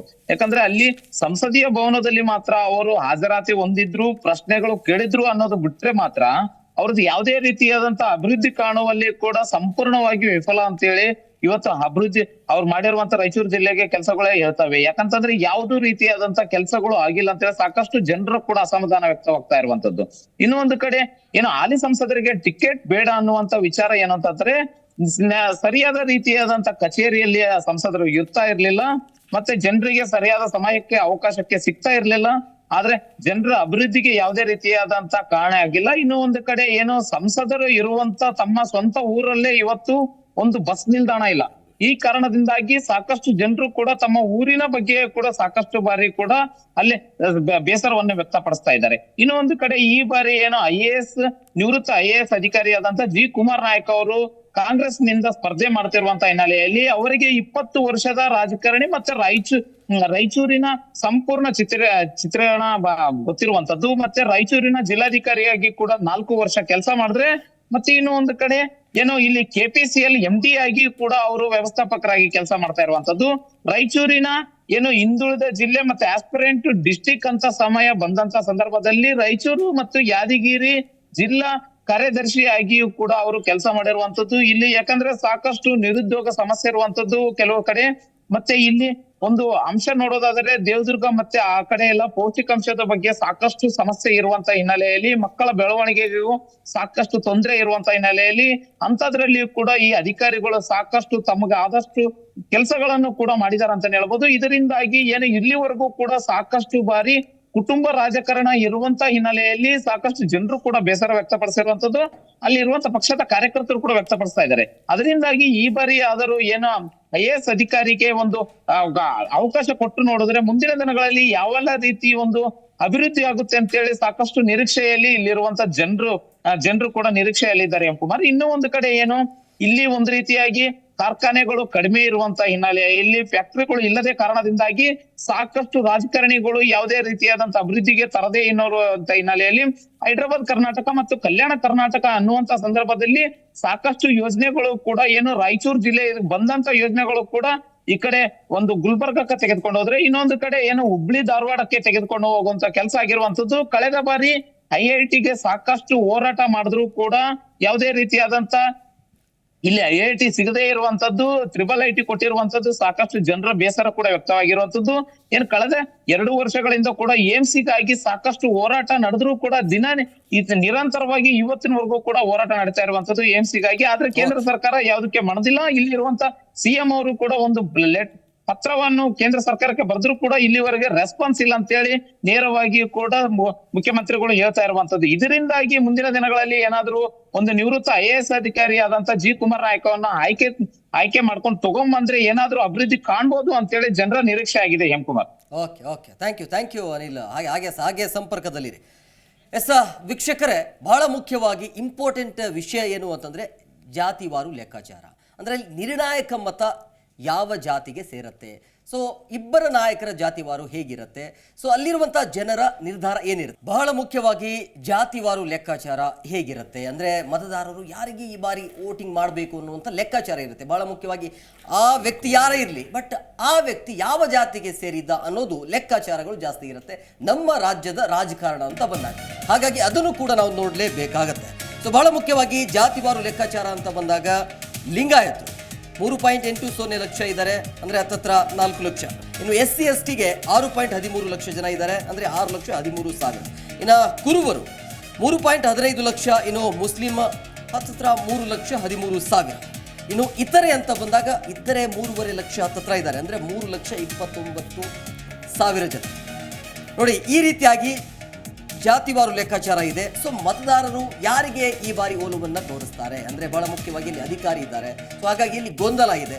ಸೊ ಈ ಗೊಂದಲ ಏನಕ್ಕೆ, ಸೊ ಇವರ ಒಲವು ಏನಿದೆ ಅನ್ನೋದ್ರ ಬಗ್ಗೆ ನಾವು ಚರ್ಚೆಯನ್ನು ಮಾಡ್ತೀವಿ. ನೋಡಿ, ಇಲ್ಲಿ ಇನ್ನೊಮ್ಮೆ ಹೇಳ್ತಾ ಇದ್ದೀನಿ, ಲಿಂಗಾಯತ 3.80 ಲಕ್ಷ, SC ST 6.13, ಇನ್ನು ಕುರುಬರು 3.15, ಮುಸ್ಲಿಂ 3.13, ಇನ್ನು ಇತರೆ ಅಂತ ಬಂದಾಗ 3,29,000. ಸೊ ಈ ರೀತಿಯ ಜಾತಿವಾರು ಲೆಕ್ಕಾಚಾರ ಇದೆ. ಸೊ ಇದರ ಮೇಲೆ ಹೇಗೆಲ್ಲ ನಿರ್ಣಾಯಕ ಆಗತ್ತೆ.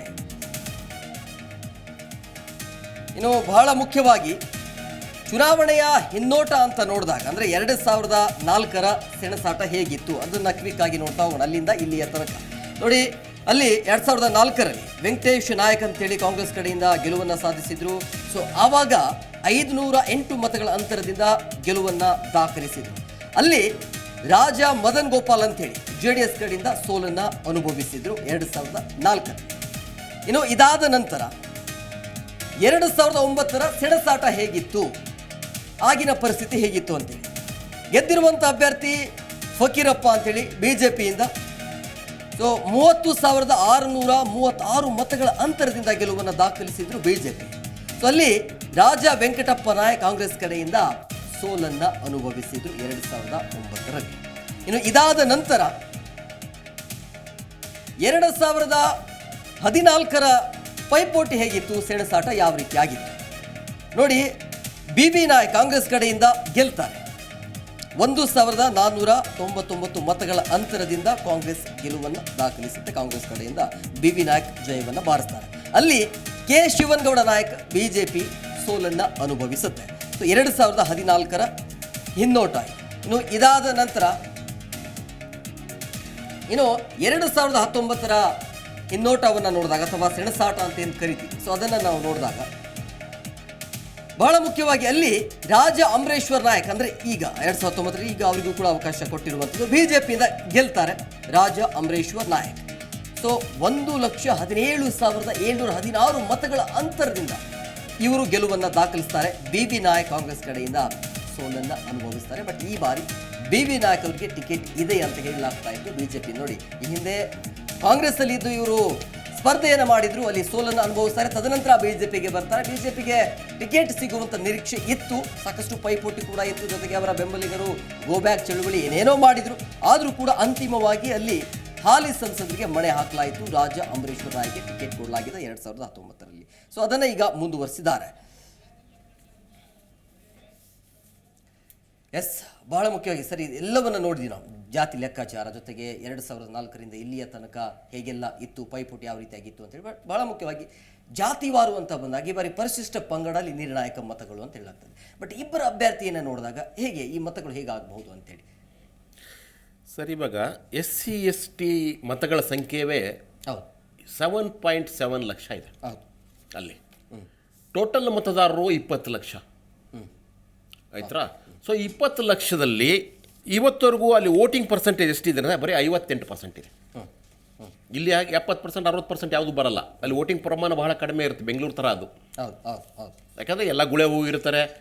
ಹೋಗ್ಲಿ ಬಿಡಪ್ಪ, ಯಾರಿಗೆ ಹಾಕಿದ್ರು ಅಷ್ಟೇ ಬಿಡಪ್ಪ ನಮ್ಮ ಕತೆ ಅಂತೇಳ್ಬಿಟ್ಟು ಬೇಸರದಲ್ಲಿರ್ತಾರೆ ಆಯ್ತಾ. ಆಮೇಲೆ ಬಹುಶಃ ಈ ಸರ್ತಿ ಇನ್ನೂ ಕಡಿಮೆ ಆಗ್ಬೋದು ಮತದಾನ ಅಂತ ಅಂದ್ಕೊಂಡಿದ್ದೀನಿ. ಯಾಕೆ ಅಂತಂದರೆ ಅಲ್ಲಿ ವಿಪರೀತ ಬಿಸಿ ಇದೆ, ಈ ಬಿಸಿ ಗಾಳಿ ಬೀಸುವ ಎಲ್ಲ ಸಾಧ್ಯತೆಗಳು ಇದ್ದಾವೆ. ಅಂಥ ಸಂದರ್ಭದಲ್ಲಿ ವೋಟಿಂಗ್ ಪ್ರಮಾಣ ಕಡಿಮೆ ಆಗೋ ಚಾನ್ಸಸ್ಗಳು ಇದ್ದಾವೆ. ಹೌದು, ಆಗ ಖಂಡಿತ ಅದು ಹಾಗೆ ಆಗುತ್ತೆ. ಇಂಥ ಸಂದರ್ಭದಲ್ಲಿ 20 ಲಕ್ಷ ಮತದಾರರನ್ನ ಇದ್ದರೆ ನಾವು 58% ಅಂತೂ ತಿಳ್ಕೊಟ್ಟು 17 ಲಕ್ಷ ಮತ ಸಿಗ್ತವೆ. ಓಕೆ, ಅದರಲ್ಲಿ ಅಕಸ್ಮಾತ್ SC ST ಮತಗಳು ಹೆಚ್ಚು ಬಿದ್ದರೆ ಒಂದು 7 ಲಕ್ಷ ಬಿದ್ದಿದ್ರೆ ಆಯ್ತಾ, ಸೊ ಅವರು ನಿರ್ಣಾಯಕ ಆಗೋಗ್ಬಿಡ್ತಾರೆ. ಅದ್ರ ಜೊತೆ ಕುರುಬರು ಮತ್ತು ಲಿಂಗಾಯತರು, ಸೊ ಇವರು ಸಹಿತ ಅಲ್ಲಿ ನಿರ್ಣಾಯಕವಾದಂಥ ಪಾತ್ರವನ್ನು ಹೊಂದಿದ್ದಾರೆ. ಸೊ ಇಂಥ ಸಂದರ್ಭದಲ್ಲಿ ಅಲ್ಲಿ ನಿಮಗೆ ಗೊತ್ತಿದೆಯಲ್ಲ, ಇಡೀ ಕರ್ನಾಟಕದಲ್ಲಿ ಅತ್ಯಂತ ಜಾತಿಗೆ ಕೇಂದ್ರಿತವಾಗಿರ್ತಕ್ಕಂಥ ಲೋಕಸಭಾ ಕ್ಷೇತ್ರ ಯಾವುದಾದ್ರೂ ಇದ್ದರೆ ಅದು ರಾಯಚೂರು ಲೋಕಸಭಾ ಕ್ಷೇತ್ರವೇ. ಅಲ್ಲಿ ಜಾತಿ ಅಲ್ಲಿ ನಿಲ್ಲೋರು ಅವರೇ, ಅದೇ ಜಾತಿ ಅವರೇ.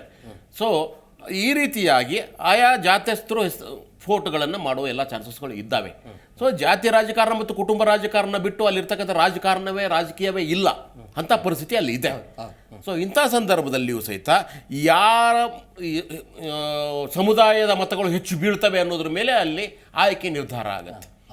ಅದಕ್ಕೆ SC ST ಇರ್ತಕ್ಕಂಥ 7.7 ಲ್ಯಾಕ್ ಓಟ್ಗಳಲ್ಲಿ ಮ್ಯಾಕ್ಸಿಮಮ್ ಒಂದು 60% 70% ಬಿದ್ದರೂ ಸಹಿತ ಅದು BJP ಬಿದ್ದರೂ ಅವ್ರು ಗೆಲ್ತಾರೆ, ಕಾಂಗ್ರೆಸ್ ಬಿದ್ದರೆ ಕಾಂಗ್ರೆಸ್ ಗೆಲ್ತಾರೆ. ಸೊ ಈ ಥರದಂಥ ಒಂದು ಮತ ಲೆಕ್ಕಾಚಾರ ಅಲ್ಲಿದೆ. ಸೊ ಇಂಥ ಜಾತಿಯನ್ನು ಹೊರತುಪಡಿಸಿ ಅಲ್ಲಿ ಅವರು ಮಾಡಬೇಕಾಗಿರೋ ಕೆಲಸ ಏನು ಅಂತಂದರೆ, ಈಗಾಗಲೇ ಎಲ್ಲರನ್ನು ನೋಡಿಬಿಟ್ಟಿದ್ದೀವಲ್ವಾ, ಅವರು ಆ್ಯಕ್ಚುಲಿ ಇಲ್ಲಿವರೆಗೂ ಗಮನಿಸಿ ನೀವು, ಒಂದೇ ಪಕ್ಷದವ್ರಿಗೆ 2004ರಿಂದ ಅವರು ಆಯ್ಕೆ ಮಾಡಿಲ್ಲ. ಅರ್ಥ ಆಯ್ತಾ ನಿಮಗೆ? 2009ರಲ್ಲಿ BJP ಬಂತು, ಸಣ್ಣ ಫಕೀರಪ್ಪ ಅನ್ನೋರು ಅಲ್ಲಿ ಆಯ್ಕೆ ಆದರು 2009ರಲ್ಲಿ. ಆ BJP ಆದ ತಕ್ಷಣ ನೆಕ್ಸ್ಟ್ 2014 ಬಂತಲ್ವ ಚುನಾವಣೆ, ಆವಾಗ ಅದನ್ನು BJP ಹೋಗಿ BV ನಾಯಕರು ಕಾಂಗ್ರೆಸ್ನ MP ಅದರಲ್ಲಿ. ಅದರ ಮುಂದಿನ ಚುನಾವಣೆ 2019ರಲ್ಲಿ ಗಮನಿಸಿ ನೀವು, ಕಾಂಗ್ರೆಸ್ಸನ್ನು ಸೋಲಿಸಿ BJPಯಲ್ಲಿ ರಾಜಾ ಅಮರೇಶ್ವರ ನಾಯಕರು ಅಲ್ಲಿ MP ಆದರು. ಈ ಸರ್ತಿ ಮತ್ತೆ BJP ಅವರು ಬರ್ತಾರಾ? ಈ ಸ್ಟ್ಯಾಟಿಸ್ಟಿಕ್ ನೋಡಿದರೆ ಚಾನ್ಸ್ ಇಲ್ಲ. ಯಾಕಂದ್ರೆ ಅವರು ಪ್ರತಿ ಸರ್ತಿಯಲ್ಲಿ ಇರ್ತಕ್ಕಂಥವ್ರು ಎಂಥ ಬೇಸರದಲ್ಲಿ ಇರ್ತಾರೆ ಅಂತಂದರೆ, ಡಿಪ್ರೆಸ್ ಆಗಿರ್ತಾರೆ ಅಂತಂದರೆ, ಇವನಿಂದ ಏನು ಸಾಧ್ಯ ಇಲ್ಲ ಬಿಡಪ್ಪ ಅಂತ. ಪರ್ಯಾಯ ಏನು? BJP ಬಿಟ್ಟರೆ ಕಾಂಗ್ರೆಸ್ ಬಿಟ್ಟರೆ BJP. ಪ್ರತಿ ಸರ್ತಿ ಅದೇ ಟ್ರಯಲ್ ಅಂಡ್ ಎರರ್ ಮಾಡ್ತಾ ಬಂದಿದ್ದಾರೆ, ಗಮನಿಸಿ ನೀವು. ಅರ್ಥ ಆಯ್ತಾ? ಸೊ ಕಾಂಗ್ರೆಸ್ ಕೊಟ್ಟರು, ಅವ್ರು ಏನು ಕೆಲಸ ಮಾಡಲಿಲ್ಲ, ಸರಿಯಪ್ಪ ಇವನು ಯೂಸ್ಲೆಸ್ ಫೆಲೋ BJP ಕೊಡೋಣ. BJP ಇವನು ಅದೇ ಕೆಲಸ ಮಾಡಿದ, ಏನೇನು ಅಭಿವೃದ್ಧಿ ಮಾಡಲಿಲ್ಲ, ಸರಿ ಮತ್ತೇನು ಮಾಡಿದ್ರು BJP ಕೊಟ್ಟರು. BJP ಈ ಸದ್ಯಕ್ಕೆ ಮತ್ತೆ ಏನು ಕೆಲಸ ಮಾಡಿಲ್ಲ, ಅವನು 5 ವರ್ಷ ನಾಪತ್ತೆ ಆಗಿ ಹೋಗ್ಬಿಟ್ಟಿದ್ರು. ಅವ್ರ ಪಕ್ಷದವರು ಹೇಳ್ತಾ ಇದ್ರು ಹುಡುಕಿ ಕೊಡಿ ಅಂತ ಬೋರ್ಡ್ ಹಾಕಿದ್ರು. ಸೊ ಇಂಥ ಸಂದರ್ಭದಲ್ಲಿ ನಾವು BJP ಆದಮೇಲೆ ಈ ಸರ್ತಿ ಕಾಂಗ್ರೆಸ್ಸಿನ ಸರದಿ. ಸೊ ಅಲ್ಲಿ ಆ ರೀತಿಯಲ್ಲಿ ಮತ್ತು ಇವ್ರು ಏನು ಮಾಡಿದ್ರು, ಒಂದು ಸ್ವಲ್ಪ ಬದಲಾಯಿಸಿದರು ಕಾಂಗ್ರೆಸ್ನವರು. ಈ ಸರ್ತಿ ಪ್ರತಿ ಸರ್ತಿ ಏನು ಅವರನ್ನೇ ನಾಯಕೋ ಅಥವಾ ಅಂಬರೀಷ್ ನಾಯಕರು ಬದಲಾವಣೆ ಮಾಡೋದ್ರ ಬದಲಾಗಿ ಈ ಸರ್ತಿ ಒಂದು ಸಣ್ಣ ಬದಲಾವಣೆ ಮಾಡಿ ಒಬ್ಬರು IAS ಆಫೀಸರ್ನ ತಂದುಬಿಡೋಣ, ಅಧಿಕಾರಿಗಳನ್ನು ತಂದುಬಿಡೋಣ. ಅದರಲ್ಲೂ ರಾಯಚೂರಲ್ಲಿ ಅವರು DC ಆಗಿ ಒಂದಿಷ್ಟು ಹೆಸರು ಮಾಡಿದಂಥ ವ್ಯಕ್ತಿಯಾಗಿದ್ದಾರೆ ಮತ್ತು ನಾಯಕ ಜನಾಂಗದವರಾಗಿದ್ದಾರೆ. ಸೊ ಆದ್ದರಿಂದ ಈ ಸರ್ತಿ ಏನಾದರೂ ವರ್ಕೌಟ್ ಆಗಬಹುದು ಅನ್ನುವ ಒಂದು ಆಶಯ ಮತ್ತು ಅಲ್ಲಿರ್ತಕ್ಕಂಥ ಜನರ ಇತ್ತೀಚಿನ ಈಗಿನ 20 ವರ್ಷದ ಮೆಂಟಾಲಿಟಿ ನೋಡ್ತಾ ಬಂದರೆ ಅವರು ಬದಲಾವಣೆಯನ್ನು ಬಯಸ್ತಾ ಬರ್ತಾರೆ. ಅವನಿಂದ ಒಳ್ಳೇದಾಗ್ಬೋದು, ಆಗಲಿಲ್ವಾ ಇವನಿಂದ ಆಗ್ಬೋದು, ಇವನಿಂದ ಆಗದ ಮತ್ತೆ ಅವನಿಂದ, ಹೀಗೆ ಅವರು ಶಫಲ್ ಮಾಡ್ತಾ ಒಳ್ಳೆಯ ಜನಪ್ರತಿನಿಧಿಗಾಗಿ ಇವತ್ತಿನವರೆಗೂ ರಾಯಚೂರಿನ ಲೋಕಸಭಾ ಕ್ಷೇತ್ರದ ಮತದಾರರು ಕಾಯುತ್ತಿದ್ದಾರೆ. ಅವರ ಆಶಯಗಳನ್ನು ಈಡೇರಿಸ್ತಕ್ಕಂಥ ಒಬ್ಬ ಪ್ರತಿನಿಧಿ ಸಿಗಲಿ ಅಂತ ಬಯಸ್ತಾ ಇದ್ದಾರೆ. ಆದ್ದರಿಂದ ಕಾಂಗ್ರೆಸ್ ಕಡೆಯಿಂದ ಒಳ್ಳೆ ಸ್ಟ್ರಾಟಜಿ ಇದು ಅಂತ ಹೇಳ್ತಾ ಇದ್ದಾರೆ. ಅವರು ಸ್ಟ್ರಾಟಜಿ ಮಾಡಿದ ಉದ್ದೇಶಪೂರ್ವಕವಾಗಿ ಮಾಡಿದ್ದಾರೆ, ಆಯ್ತಾ, ಮಾಡಿದ್ದಾರೆ. ಮತ್ತು ಒಬ್ಬ ಅಧಿಕಾರಿ ಕೊಟ್ಟು ನೋಡೋಣ ಅಂತ ಹೇಳ್ಬಿಟ್ಟು ಮಾಡಿದ್ದಾರೆ. ಮನಸ್ಥಿತಿ ಕೂಡ ಜನ ಮತ್ತು ಬದಲಾವಣೆಯಲ್ಲಿ ಬದಲಾಯಿಸ್ತಾನೆ ಬಂದಿದ್ದಾರೆ ಇಲ್ಲಿವರೆಗೂ. ಈ ಸ್ಟ್ರಾಟಜಿ ನೋಡಿದರೆ ಅಥವಾ ಅದರ ಇತಿಹಾಸ ನೋಡಿದರೆ ಈ ಸಾರ್ತಿ ಕಾಂಗ್ರೆಸ್ಸಿಗೆ ಅಲ್ಲಿ ಒಂದು ಇಷ್ಟು ಚಾನ್ಸಸ್, ಸಂಭವನೀಯತೆ, ಒಂದು ಹೆಜ್ಜೆ ಮುಂದಿದೆ ಅನ್ನೋದು ನನ್ನ ಅನಲೈಸೇಷನ್ ಹೇಳುತ್ತೆ. ಎಸ್ ಅನಿಲ, ಈಗ ಈ ಜಾತಿವಾರು ಲೆಕ್ಕಾಚಾರ ನೋಡಿದಾಗ ಬಹಳ ಮುಖ್ಯವಾಗಿ ಇಬ್ಬರು ಅಭ್ಯರ್ಥಿಗಳು ತಮ್ಮ ಸಾಧನೆಯ ಮುಖಾಂತರ ಮತವನ್ನ ಕೇಳ್ತಾ ಇದ್ದಾರಾ ಅಥವಾ ಕ್ಯಾಂಪೇನ್ ಮಾಡ್ತಾ ಇದ್ದಾರಾ ಅಥವಾ ನಾವು ಏನು ಸಾಧನೆ ಮಾಡಿದೀವಿ ಅಥವಾ ಏನು ಮಾಡಬೇಕು ಅನ್ನೋದ್ರ ಮೇಲೆ ಹೋಗ್ತಾ ಇದ್ದಾರಾ ಅಂತೇಳಿ, ಜನರ ನಿರ್ಣಾಯಕ ಅಂತಿಮ ಹಂತ ಹೇಗಿರುತ್ತೆ ಅಂತೇಳಿ. ಹೇಮ್ ಕುಮಾರ್, ಏನು ಹಳೆ ಇರುವಂತ ಮಾಜಿ ಇವಾಗ ಹಾಲಿ ಸಂಸದರು ಏನು ಮತ್ತೆ BJP ಅಭ್ಯರ್ಥಿಯಾಗಿ ಕಣಕ್ಕಿಳಿದಿರುವಂತ ಹಿನ್ನೆಲೆಯಲ್ಲಿ ಮತ್ತೆ IAS ನಿವೃತ್ತ ಅಧಿಕಾರಿಯಾದಂತ G. ಕುಮಾರ್ ನಾಯಕ್ ಕೂಡ ಕಣಕ್ಕಿಳಿದಿರುವಂತದ್ದು. ಈ ಬಾರಿ ಏನಾದ್ರೂ ಒಂದು ಕಡೆ ಕಾಂಗ್ರೆಸ್ಗೆ ಒಂದು ಪ್ಲಸ್ ಪಾಯಿಂಟ್ ಆಗ್ಬೇಕಾದ್ರೆ ಹಾಲಿ ಸಂಸದರು ಸರಿಯಾದ ರೀತಿಯಾದಂತ ಕಾರ್ಯಕರ್ತರಿಗೆ ಜನರಿಗೆ ರೆಸ್ಪಾನ್ಸ್ ಮಾಡಿಲ್ಲ ಅಂತೇಳಿ ಒಂದ್ ಕಡೆ ಪ್ಲಸ್ ಪಾಯಿಂಟ್ ಆಗ್ಬೋದು ಕಾಂಗ್ರೆಸ್ಗೆ. ಇನ್ನು ಒಂದು ಕಡೆ ಏನು ರಾಜ್ಯದ 5 ಗ್ಯಾರಂಟಿಗಳು ಒಂದ್ ಕಡೆ ಇಟ್ಕೊಳ್ಳೋದಾದ್ರೆ 5 ಗ್ಯಾರಂಟಿಗಳು ಮತ್ತೆ ಹೊಸ ಮುಖಕ್ಕೆ ಈ ಬಾರಿ ಒಂದು ಮತವನ್ನು ನೀಡಿದರೆ ಯಾವ ರೀತಿ ಅಭಿವೃದ್ಧಿ ಕಾಣುತ್ತೆ ಅಂತೇಳಿ ಸಾಕಷ್ಟು ಜನರು ಕೂಡ ನಿರೀಕ್ಷೆಯಲ್ಲಿದ್ದಾರೆ ಎಂ ಕುಮಾರ್. ಅಂದ್ರೆ ಇವರು ಹೇಳ್ತಾ ಇರೋದು ಗ್ಯಾರಂಟಿ ಮೇಲೆ ಹೋಗ್ತಾರೆ, ಜೊತೆಗೆ ಜಾತಿವಾರ ಮೇಲೆ. ಅಂದ್ರೆ ಬಹಳ ಮುಖ್ಯ ಕಾಂಗ್ರೆಸ್ಗೆ ಪ್ಲಸ್ ಪಾಯಿಂಟ್ ಇರೋದು ಗ್ಯಾರಂಟಿ. ಅಂದ್ರೆ ಗ್ಯಾರಂಟಿ ಜೊತೆಗೆ ಒಬ್ಬ ಸಾರ್ವಜನಿಕ ಹೊಸ ಮುಖ, ಜೊತೆಗೆ ಸಾರ್ವಜನಿಕರಿಗೆ ಸಿಗುವಂತ ವ್ಯಕ್ತಿ. ಯಾಕಂದ್ರೆ ಅಧಿಕಾರದಲ್ಲಿ ಇದ್ದಾರೆ, ಅಧಿಕಾರದಲ್ಲಿ ಸಾಕಷ್ಟು ಸಾರ್ವಜನಿಕರಿಗೆ ಹೆಲ್ಪ್ ಮಾಡಿದ್ದಾರೆ ಅಂತೇಳಿ. ಸೊ ಬಿಜೆಪಿ ಅಂತ ಬಂದಾಗ ಮೋದಿ ಗ್ಯಾರಂಟಿ ಅಷ್ಟೇ ಅಲ್ವಾ? ಬಿಜೆಪಿ ಅಂತ ಬಂದಂತ ಸಂದರ್ಭದಲ್ಲಿ ಮೋದಿಯ ಅಲೆ ಕೂಡ, ಯಾಕಂದ್ರೆ 2019ರಲ್ಲಿ ಸಾಕಷ್ಟು ಇರುವಂತದ್ದು. ರಾಜಾ ಅಂಬರೀಶ್ ನಾಯಕ್ ಅವರು ಕೂಡ ಏನು ಕಳೆದ ಇಂದಿನ 1998ರಲ್ಲಿ ಮತ್ತೆ 94ರಲ್ಲಿ ಕೂಡ ಅವಾಗ ಸಚಿವರಾಗಿ ಕೂಡ ಕೆಲಸ ಮಾಡಿದಂತವ್ರು. ಆದ್ರೆ ಸಾಕಷ್ಟು ದಿನಗಳಿಂದ ಕೂಡ ರಾಜಕೀಯವಾಗಿ ಹಿಂದೆ ಉಳ್ಕೊಂಡವರು ಮತ್ತೆ ಬಂದು 2019ರಲ್ಲಿ ಕೂಡ ಚುನಾವಣೆ ನಿಂತ್ಕೊಂಡು ಸಂಸದೀಯ ಭಾಗಕ್ಕೆ ಕಾಲಿಟ್ಟಿರುವಂತದ್ದು. ಆದ್ರೆ ಈ ಬಾರಿ ಸಾಕಷ್ಟು ಒಂದು ಬೇಸರ ಉಂಟಾಗಿದೆ. ಯಾಕಂತಂದ್ರೆ ಬಿಜೆಪಿಯಲ್ಲಿ 3 ಆಕಾಂಕ್ಷಿಗಳು ಕೂಡ ಇರುವಂತದ್ದು. ಮಾಜಿ ಒಂದು ಶಾಸಕರಾದಂತ ತಿಪ್ಪರಾಜ್ ಅವರು ಕೂಡ ಆಕಾಂಕ್ಷಿ ಆಗಿದ್ದರು. ಮತ್ತೆ ಅಲ್ಲಿರುವಂತ ಮಾಜಿ ಇದು ಸಂಸದರಾದಂತ ಬಿ ನಾಯಕ್ ಅವರು ಕೂಡ ಕಾಂಗ್ರೆಸ್ ತೊರೆದು ಬಿಜೆಪಿಗೆ ಸೇರಿರುವಂತದ್ದು. ಆದ್ರೆ ಈ ಹಾಲಿ ಸಂಸದರಿಗೆ ಟಿಕೆಟ್ ಸಾಕಷ್ಟು ಗೊಂದಲ ಕೂಡ ಇತ್ತು. ಆದ್ರೆ ಟಿಕೆಟ್ ಸಿಗದಿರಲ್ಲ ಅಂತೇಳಿ ಸಾಕಷ್ಟು ಜನರು ಕೂಡ ನಿರೀಕ್ಷೆ ಮಾಡಿರುವಂತದ್ದು. ಕಾರ್ಯಕರ್ತರ ಅಭಿಪ್ರಾಯ ಕೂಡ ಹೇಳ್ತಾ ಇರುವಂತದ್ದು. ಬಿ ನಾಯಕರಿಗೆ ಈ ಬಾರಿ ಬಿಜೆಪಿ ಟಿಕೆಟ್ ಅನ್ನು ನೀಡಿದ್ರೆ ಮುಂದಿನ ದಿನಗಳಲ್ಲಿ ಒಳ್ಳೆಯ ರೀತಿಯಾದಂತ ಮತ ಕೂಡ ಸಿಗುತ್ತೆ, ಒಳ್ಳೆಯ ಒಂದು ಕಾರ್ಯ ಕೂಡ 2014ರಲ್ಲಿ ನಿರ್ವಹಿಸಿದ್ದಾರೆ ಅಂತೇಳಿ ಸಾಕಷ್ಟು ಜನರು ಕೂಡ ಒಂದು ನಿರೀಕ್ಷೆ ಆಗಿತ್ತು. ಅದರಿಂದ ಕೂಡ ಈ ಬಾರಿ ಬಿಜೆಪಿಗೆ ಒಂದು ಮೈನಸ್ ಆಗುವಂತ ಸಾಧ್ಯತೆಗಳು ಕೂಡ ಹೆಚ್ಚಾಗಿದೆ ಎಂಬುದನ್ನು. ಓಕೆ ಥ್ಯಾಂಕ್ ಯು ಅನಿಲ್, ನಿಮ್ಮೆಲ್ಲ ಡೀಟೇಲ್ಸ್ಗಾಗಿ, ಜೊತೆಗೆ ಇಷ್ಟೊತ್ತು ಕಾರ್ಯಕ್ರಮಕ್ಕೆ ಜಾಯ್ನ್ ಆಗೋದಕ್ಕೆ ಧನ್ಯವಾದಗಳು ಅನಿಲ್ ನಿಮಗೆಲ್ಲ. ಸರ್ ಈಗಾಗ ಹೇಳ್ತಾ ಇದ್ರು ನಮ್ಮ ಪ್ರತಿನಿಧಿಗಳು, ಯಾಕಂದ್ರೆ ಈ ಬಾರಿ ಬದಲಾವಣೆಯನ್ನು ಬಯಸ್ತಾ ಇದ್ದಾರೆ ಅಂತೇಳಿ. ನಿಜವಾಗ್ಲೂ ಬದಲಾವಣೆ ಆದರೆ ಕಾಂಗ್ರೆಸ್ಗಂತೂ ಪ್ಲಸ್ ಪಾಯಿಂಟ್ ಆಗೇ ಆಗುತ್ತೆ. ಯಾಕಂದ್ರೆ ಬದಲಾವಣೆ ಅಂದರೆ ಹಿಂದೆ ಬಿಜೆಪಿ ಇತ್ತು, ಈ ಬಾರಿ ಕಾಂಗ್ರೆಸ್ ಆಗ್ಬಹುದು ಅಂತೇಳಿ. ಸೊ ನಿಮ್ಮ ಅನಿಸಿಕೆ ಸರ್, ಕೊನೆಯದಾಗಿ ಏನು ಹೇಳ್ತೀವಿ? ನಾನು ಹೇಳಿದ್ದನ್ನೇ ಅವ್ರು ಹೇಳಿದರು, ಅದನ್ನೇ ಅವರು ನನ್ನ ಅನಿಸಿಕೆನೇ ರಿಪೀಟ್ ಮಾಡ್ತಾ ಹೋದರು ಅವರು. ಆದರೆ ಅವರು ಅಲ್ಲೇ ಲೋಕಲ್ ಇರೋದ್ರಿಂದ ಸ್ಥಳೀಯ ಸಮಸ್ಯೆಗಳನ್ನು ಅವ್ರಿಗೆ ಚೆನ್ನಾಗಿ ಗೊತ್ತಿರೋದ್ರಿಂದ ಅವರು ಸಹಿತ ಅಲ್ಲಿ ಪ್ಲಸ್ ಪಾಯಿಂಟ್ ಇದೆ ಅಂತ ಹೇಳಿದ್ದಾರೆ. ಸೊ ಅದು ಆಗುತ್ತೆ. ಆಮೇಲೆ ಈ ಸದ್ಯಕ್ಕೆ ನೀವು ಹೇಳಿದ ಹಾಗೆ ಮೊದಲಿನ ಹಾಗೆ ಮೋದಿ ಎಲೆ ಈ ಸರ್ತಿ ಇಲ್ಲ, ನಿಮಗೆ ಎಲ್ಲ ಕಡೆಗೂ ನಿಮ್ಗೆ ಗೊತ್ತಿದೆ. ಆದ್ದರಿಂದ ಮೋದಿ ಎಲೆಯನ್ನು ಕೆಲಸ ಮಾಡೋದಿಲ್ಲ. ಕೊನೆಗೂ ಸಹಿತ ಇವರು ಏನು ಅಭಿವೃದ್ಧಿ ಮಾಡಿದ್ದಾರೆ ಅನ್ನೋದ್ರ ಮೇಲೆ ಅಲ್ಲಿ ಜನ ಡಿಸೈಡ್ ಮಾಡಬೇಕು. ಅಲ್ಲಿರ್ತಕ್ಕಂಥವ್ರಿಗೆ ಒಂದು ಸ್ವಲ್ಪ ಈ ಡಿಸಿಷನ್ ಪವರ್ ಕಡಿಮೆ ಇದೆ. ಅವ್ರಿಗೆ ಬೇಕಾಗಿರೋದು ಇಷ್ಟೇ, ನಮಗೆ ಯಾರು ಅನುಕೂಲ ಆಗ್ತಾರೆ ಅನ್ನೋದು ಹೇಗೆ ಆಯ್ಕೆ ಮಾಡೋದಂತ ಗೊತ್ತಾಗೋದಿಲ್ಲ. ಅಲ್ಲಿ ಮತ್ತೆ ಜಾತಿ ಸಮೀಕರಣ, ಜಾತಿ ರಾಜಕಾರಣ ಇವುಗಳು ಶುರುವಾಗುತ್ತವೆ. ಅದಕ್ಕಿಂತ ಹೆಚ್ಚಾಗಿ ಸ್ವಲ್ಪ ಅಲ್ಲಿ ಈ ಚುನಾವಣೆಗಿಂತ ಮುಂಚೆ ಸ್ವಲ್ಪ ಅಕ್ರಮ ಭ್ರಷ್ಟಾಚಾರಗಳು ಜಾಸ್ತಿ ನಡೀತವೆ, ಆಮಿಷಗಳು ಜಾಸ್ತಿ ನಡೆಸ್ತವೆ. ಹೆಂಡ ಮತ್ತು ಹಣ ಇವುಗಳನ್ನು ಹೆಚ್ಚು ಅಲ್ಲಿ ಹಂಚಲಾಗುತ್ತೆ. ಅಲ್ಲಿರ್ತಕ್ಕಂಥವ್ರು ಅನಕ್ಷರಸ್ಥರು ಜಾಸ್ತಿ ಇದ್ದಾರೆ. ಒಬ್ಬೊಬ್ಬ ಗುಳೆ ಹೋಗೋನು ಬೆಂಗಳೂರಿಗೆ ಬಂದರೆ ಅವನಿಗೆ ಇಲ್ಲಿಂದ ಕರೆದುಕೊಂಡು ಹೋಗ್ತಾರೆ, ಮತ್ತೆ ವಾಪಸ್ ಕರ್ಕೊಂಡು ಬರ್ತಾರೆ, ಅವನಿಗೆ ದುಡ್ಡು ಕೊಡ್ತಾರೆ. ಅರ್ಥ ಆಯ್ತಾ? ಅವ್ನು ಎಷ್ಟು ಕೂಲಿ ಇದ್ದಾರೆ 4 ಪಟ್ಟು ಕೊಡ್ತೀನಿ ಅಂತ ಹೇಳ್ತಾರೆ. ಇಷ್ಟು ಆಮಿಷವನ್ನು ತೋರಿಸಿ ಕರೆದುಕೊಂಡು ಬಂದು ಅವ್ರಿಗೆ ಮತ ಹಾಕಿಸುವ ಒಂದು ಕೆಲಸವನ್ನು ಸಹಿತ ಮಾಡ್ತಾ ಇದ್ದಾರೆ. ಆದ್ದರಿಂದ ಈ ಕಾಂಗ್ರೆಸ್ನವರಿಗೆ ದುಡ್ಡು ಹಣಕಾಸಿನ ಸಮಸ್ಯೆ ಇದೆ, ಆದರೆ ಈ ಬಿಜೆಪಿಯವರಿಗೆ ಆ ಸಮಸ್ಯೆ ಇಲ್ಲ. ಆದ್ದರಿಂದ ಹಣ ಮತ್ತು ಹೆಂಡನ್ನು ಹಂಚಿ ಆಮಿಷಗಳನ್ನು ಒದಗಿಸಿ ಒಂದಿಷ್ಟು ಓಟುಗಳನ್ನು ಹಾಕಿಸಿಕೊಳ್ಳುವಂಥ ಸಾಧ್ಯತೆಗಳು ಜಾಸ್ತಿ ಇದ್ದಾವೆ. ಯಾಕಂದರೆ ಅಲ್ಲಿರ್ತಕ್ಕಂಥವ್ರಿಗೆ ಸ್ವಂತ ಆಲೋಚನೆಗಿಂತಲೂ ಹೆಚ್ಚಾಗಿ ಆ ಕ್ಷಣದ ಲಾಭವನ್ನು ನೋಡ್ತಕ್ಕಂಥವ್ರು ಜಾಸ್ತಿ ಇದ್ದಾರೆ. ಸೊ ಆದ್ದರಿಂದ ಈ ಸಾರ್ತಿ ಅಲ್ಲಿರ್ತಕ್ಕಂಥ ಮತದಾರರು ಯೋಚನೆ ಮಾಡಿ ಹೊಸ ಮುಖಕ್ಕನೋ ಅಥವಾ ಅಭಿವೃದ್ಧಿ ಪರವಾಗಿರ್ತಕ್ಕಂಥವ್ರಿಗೋ ಏನಾದ್ರೂ ಅವರು ಪರವಾಗಿ ಆಗ್ಬೇಕು ಅಥವಾ ಇವಾಗ ಏನೇನು ಆಗ್ಬೇಕು ಅದನ್ನು ಯೋಚನೆ ಮಾಡಬೇಕು. ಮತ್ತು ನನ್ನ ಪ್ರಕಾರ ಅಲ್ಲಿರ್ತಕ್ಕಂಥ ನಾನು ಹೇಳಿದ ಜ್ಞಾಪಕ ಇಟ್ಕೊಳ್ಳಿ, ಬರ್ಕೊಂಡು ಇಟ್ಕೊಳ್ಳಿ. ಈ ಸಾರ್ತಿ ಸಹಿತ ಅಲ್ಲಿ ಜನ ಏನು ಮಾಡ್ತಾರೆ ಅಂತಂದರೆ, ಇವನು ಕೆಲಸ ಮಾಡಿಲ್ಲ ಅಂದ್ರೆ ಅವನು ಕೆಲಸ ಮಾಡಿಲ್ಲ ಅಂದ್ರೆ ಇವನು, ಇಷ್ಟೇ ಅವ್ರಿಗೆ ಗೊತ್ತಿರೋದು ಅಂತ ಆ ಒಂದು ಸಮೀಕರಣದಲ್ಲೂ ಸಹಿತ ಕಾಂಗ್ರೆಸ್ ಈ ಸರ್ತಿ ಬರೋ ಚಾನ್ಸಸ್ ಇದೆ.